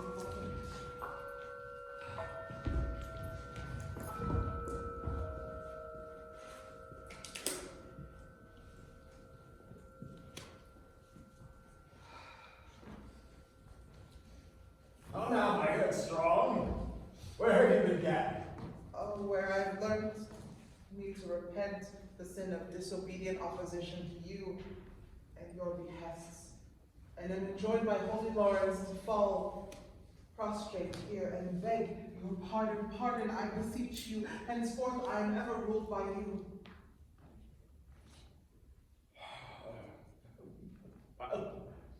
Send for the county. Go tell him of this. I'll have this knot knit up tomorrow morning. Yeah, I met the youthful lord at Lawrence cell, and gave him what becometh love I might, not stepping o'er the bounds of modesty. Well, I am glad of it. This is well. Stand up. This is as it should be. Well, let me see the county. I may go, I say, and fetch me hither. Now, for God, this reverend holy friar, our old city, is much bound to him. Nurse, will you go with me into my closet to help me sort such needful ornament as you think fit for tomorrow? No, not till Thursday. There is time enough. Go, nurse, go with her. We'll to church tomorrow. We shall be short in our provision. 'Tis now your night. Tush, I will stir about, and all things shall be well, I warrant thee, wife. Go down to Juliet, help her to deck up. Oh, I'll not to bed tonight, let me alone, I'll play the hustle for once. What, ho! Up there, all forth. Well, I will walk myself to County Paris to prepare him up against tomorrow morning. My heart is wondrous light since this same wayward girl is so reclaimed.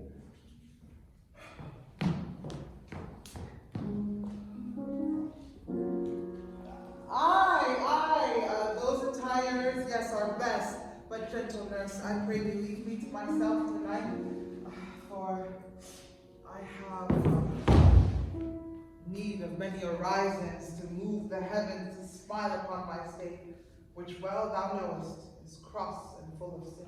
What? Are you busy? Oh, need you my help. No matter, we have called such necessaries as are behooful for our stay tomorrow, so please you let me now be left alone. And let the nurse this night sit up with you, for I am sure you have your hands full all in this so sudden business. Good night. Get thee to bed and rest, for thou canst sleep. Farewell. Farewell. God knows when we shall meet again.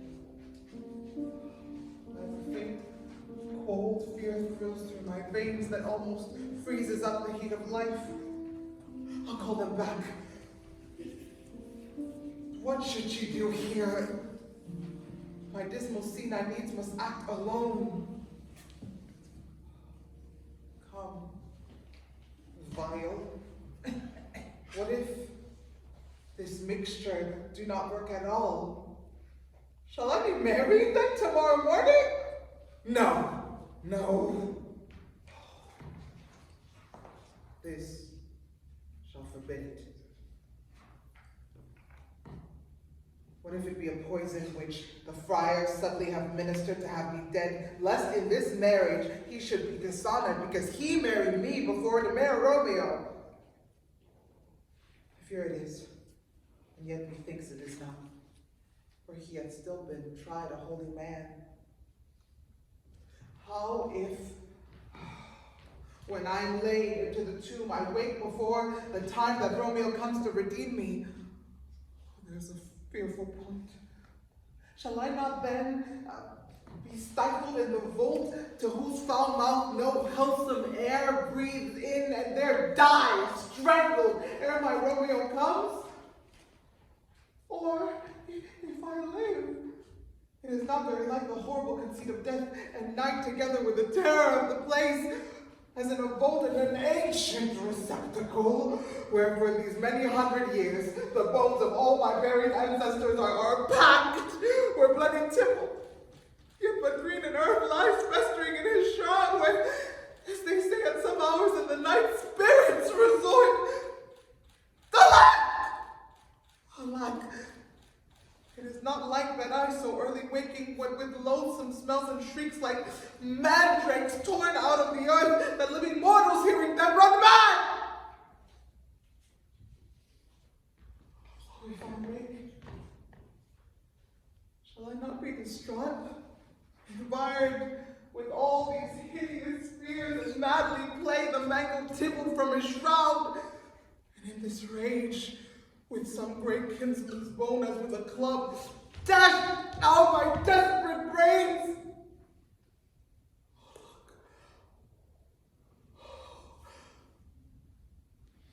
Methinks I see the ghost of my cousin seeking out Romeo that did spit his body upon a reindeer's point.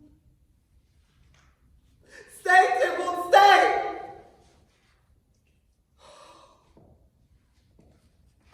Romeo, come. I come. This do I drink to thee.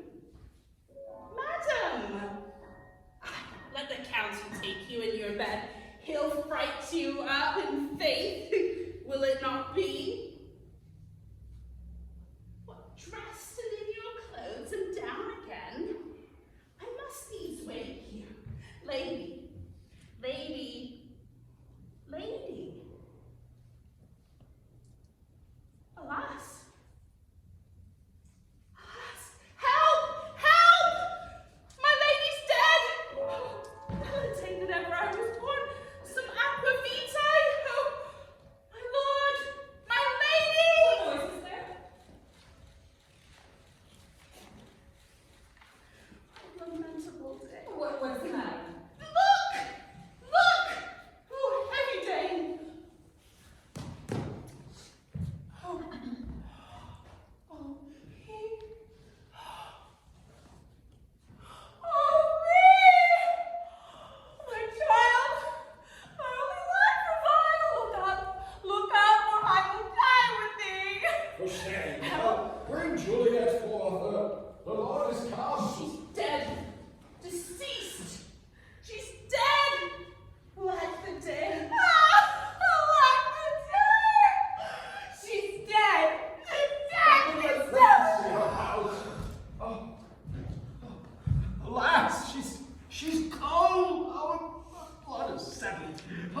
joints are stiff.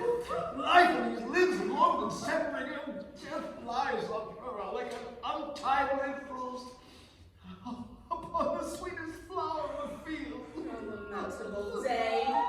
Oh, death, that had taken her hands to make me wail.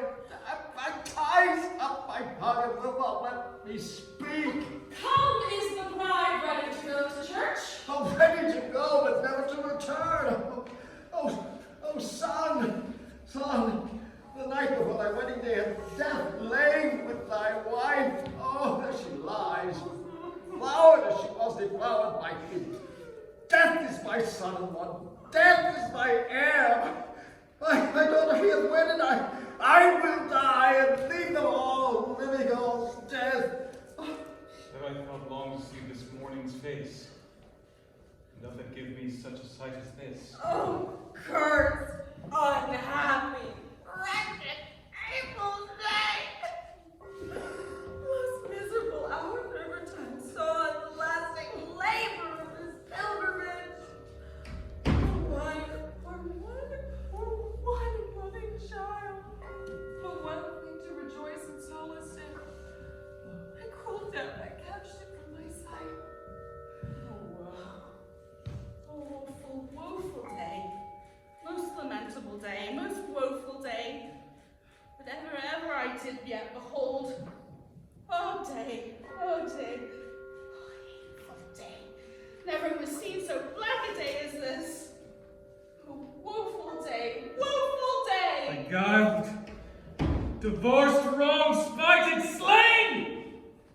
Most detestable death, by thee beguiled, by cruelty quite o'erthrown. O love, O life, not life, but love and death! Despised, distressed, hated, martyred, killed. Oh, uncomfortable time. Why camest thou now to murder our solemnity? Oh, child, my soul and not my child. Dead art thou, alack. My child is dead, and with my child, my joys are buried. Peace. Oh, for shame. Confusion secure lives live not in these confusions. Heaven and yourself had part in this fair maid. Now heaven hath all, and all the better it is for the maid. Your part in her you could not keep from death, but heaven keeps his part in eternal life. The most you sought was her promotion, for 'twas your heaven she would be advanced. And weep ye now, seeing she is advanced above the clouds as high as heaven itself? Oh, in this love you love your child so ill that you run mad, saying that she is well. She's not well married that lives married long, but she's best married that dies married young. Dry up your tears, stick your rosemary on this fair corse, and as the custom is, in all her best array, bear her to church. For though fond nature bids us a lament, yet nature's tears are reason's merriment. All things that we ordained festive. Turn now. Turn from your office to thy king. Our instruments to melancholy bells. Our wedding cheer to a sad burial feast. Our solemn hymns to sullen dirges course. A bridal flower served for a burial corpse. And all things change then to the contrary. Sir, go you in, Madam go with him, and go, Sir Paris, everyone to prepare to follow this fair course unto her grave. The heavens do lower upon you for some ill. Move them no more by crossing their high will.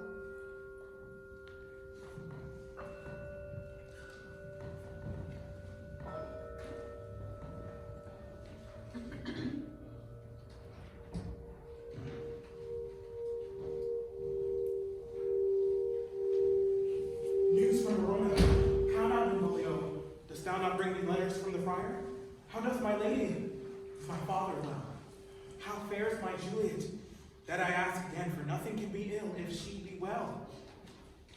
Then she is well, then nothing can be ill. Her body sleeps and compels monument. Her immortal part with angels' lives. I saw her laid low in her kindred's vaults. Presently took post to tell it you. Pardon me for bringing these ill news. Is it even so? Then I defy you, stars! Thou knowest my lodging. Get me ink and paper, and hire post horses. I will hence tonight. I do beseech you to have patience. Your looks are pale and wild, and do import some misadventure. Tush, thou art deceived. Leave me and do the thing I bid thee do. Hast thou no letters from me from the friar? No, my good lord. No matter. Get thee gone, and hire those horses. I'll be with thee straight. Well, Juliet, I will lie with thee tonight. Let's see for means. Oh, mischief, thou art swift to enter in thy thoughts of desperate men. I do remember an apothecary, and here whereabouts he dwells, which late I noted in tattered weeds with overwhelming brows, culling of simples, meager were his looks.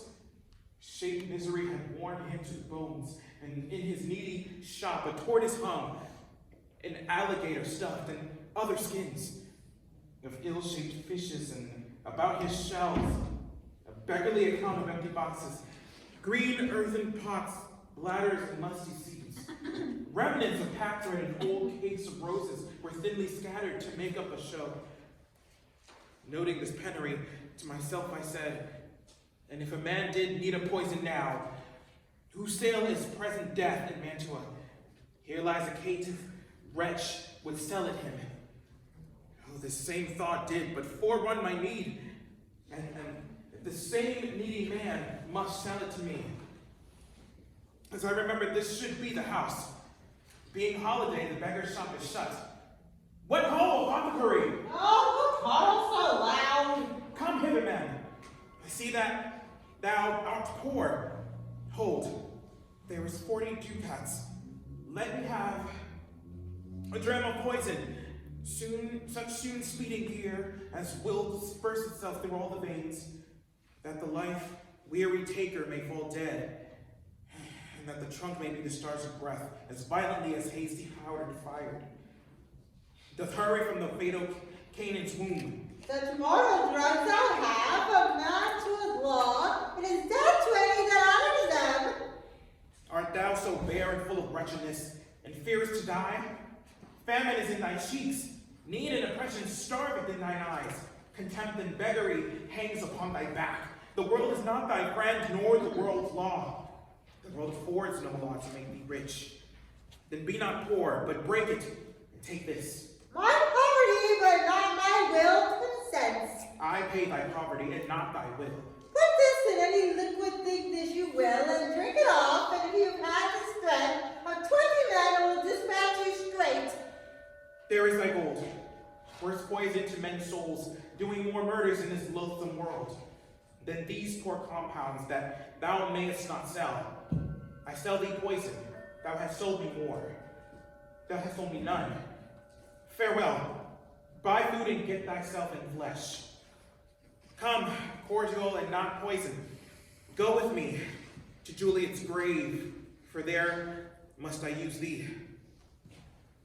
Holy Franciscan Friar, brother, ho! Ah, this shame should be the voice of Friar John. Welcome from Mantua. What says Romeo, or if his mind be giving Going to find out a barefoot brother. One of our order to associate me here in the city visiting the sick, and finding the searchers of the town suspecting that we both were in a house where the infectious pestilence did reign, sealed up the doors and would not let us forth, so that my speed from Mantua there was stayed. Who bare my letter to Romeo? I could not send it, and here it is again. Nor get a messenger to bring it to thee. Oh, so fearful were they of the infection. Unhappy fortune! By my brother, the letter was not nice, but full of charm.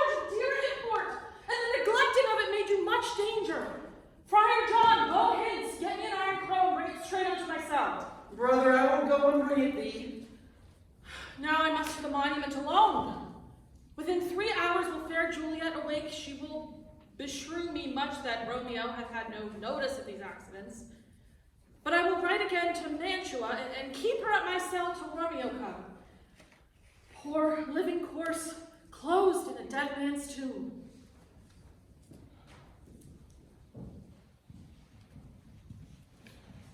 Thou detestable maw, thou womb of death, gorged with the dearest morsel of the earth, thus I am forced thy rotten jaws to open, and despite, I'll cram thee with more food. This is that banished, haughty Montague that murdered my love's cousin, with which grief it is supposed the fair creature died. And here he is come to do some villainous shame to the dead bodies. I will apprehend him. Stop thy unshallowed toil, vile Montague. Can vengeance be pursued further than death? Condemned villain, I do apprehend thee. Obey and go with me, for thou must die.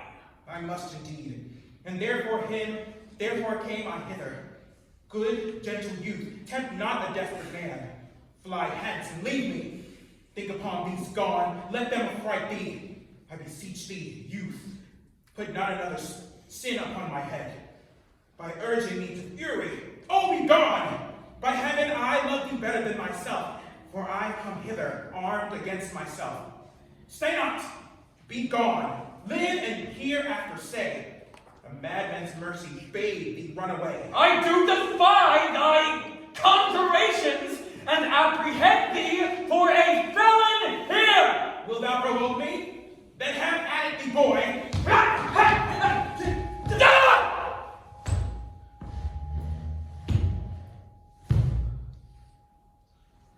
I am slain.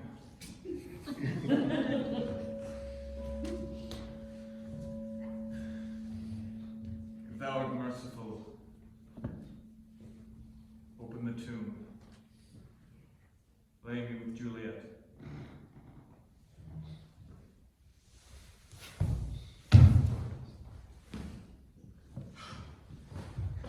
In faith I will. Let me peruse the space. Mercutio's kinsman, noble Count of Paris. What said my man when my tossed soul did not attend him as we rode? I think he told me Paris should have married Juliet. Said he not so? Or did I dream it so? Or am I mad hearing him talk of Juliet to think it was so? Oh, give me thy hand. One write with me in sour misfortune's book. I'll bury thee in a triumphant grave. A grave? Oh no, a lantern, slaughtered youth, for here lies Juliet.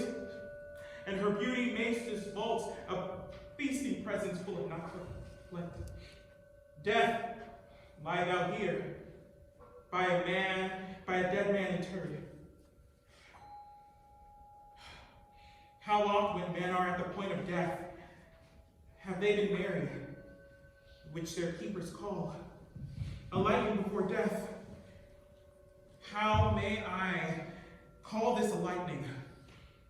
Oh, love, my wife, death, that hath sucked the honey of thy breath, hath had no power yet upon thy beauty.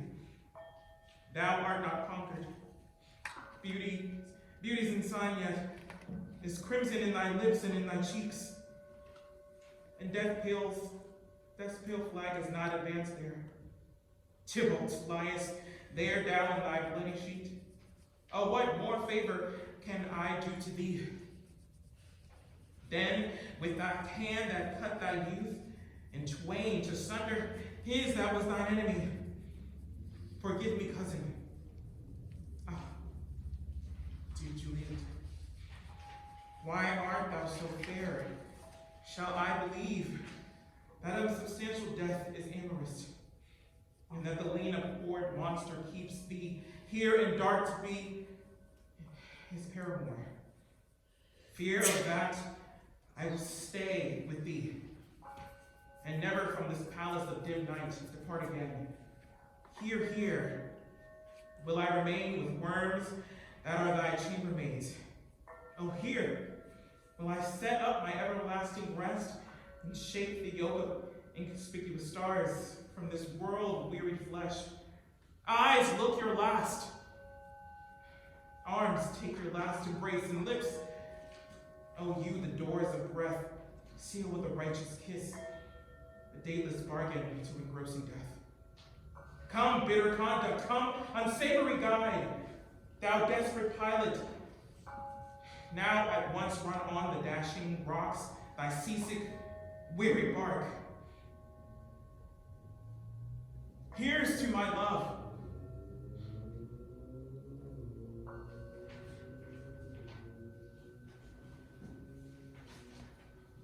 O true offering, thy drugs are quick. Thus, with a kiss, I die.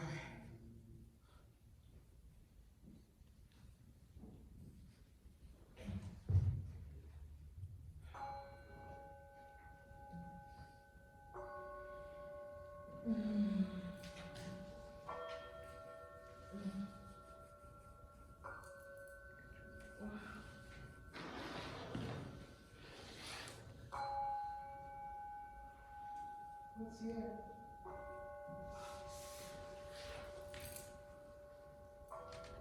A cup closed in my true love's hand. Where is it? I see. Oh, Joe, drunk all and left me no friendly drop to help me after.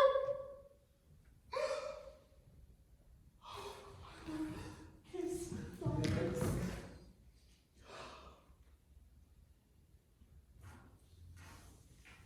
My lips are warm, with no drop.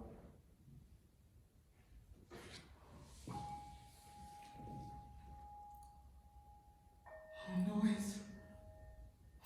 I will be brief.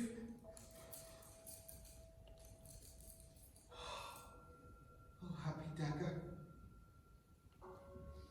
This is my sheath. Ah!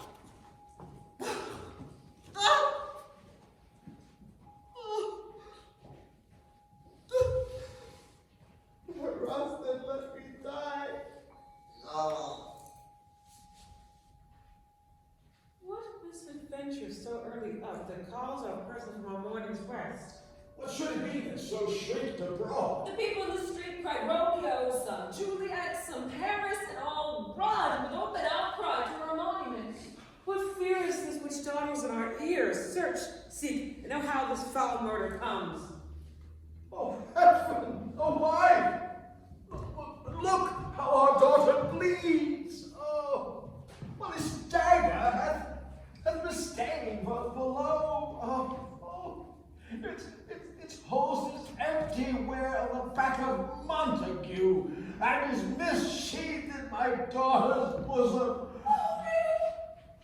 The sight of death is as a bell that warns my old age to a sepulchre. Come, Montague, for thou art early up, to see thy son and heir more early down. Alas, my liege, my sire is dead tonight. Grief of my son's exile has stopped his breath.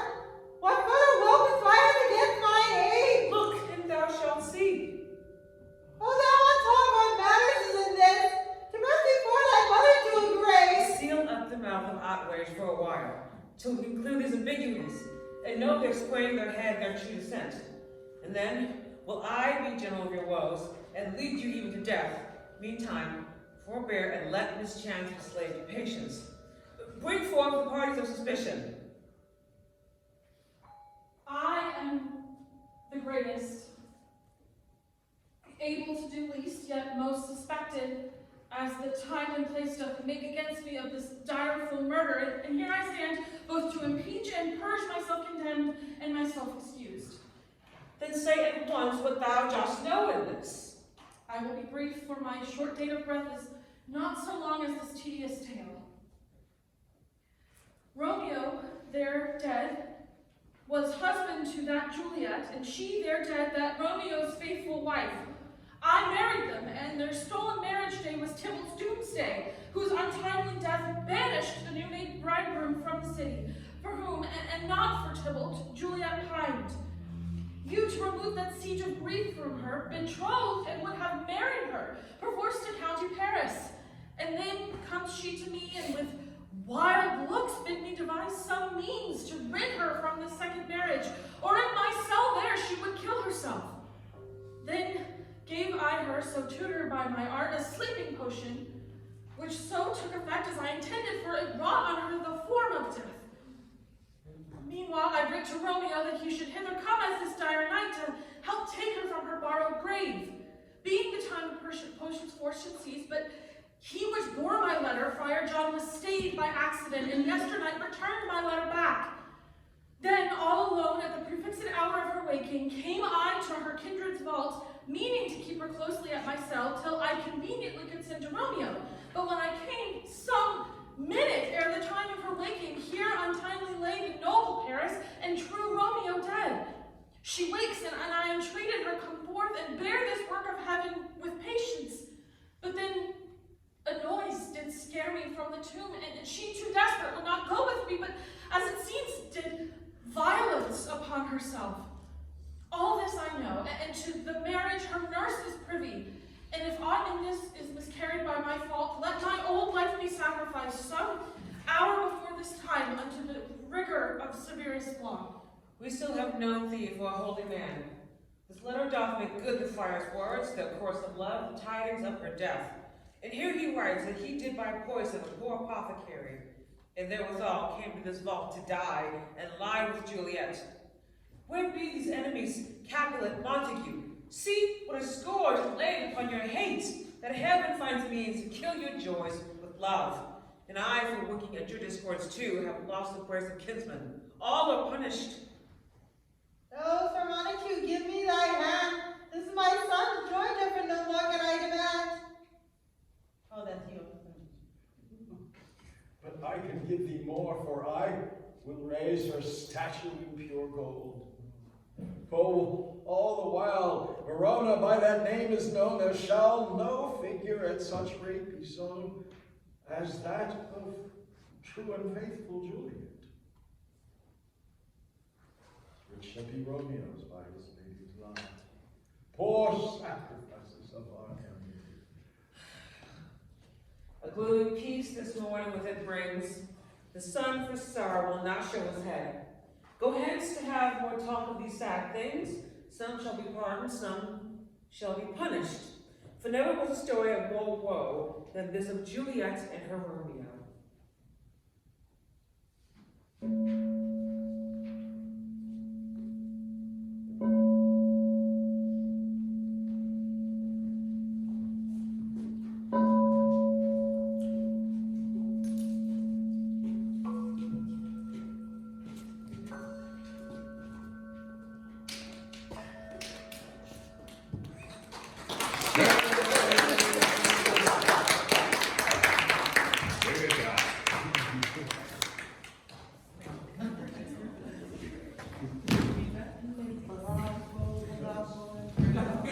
Could have moved more to the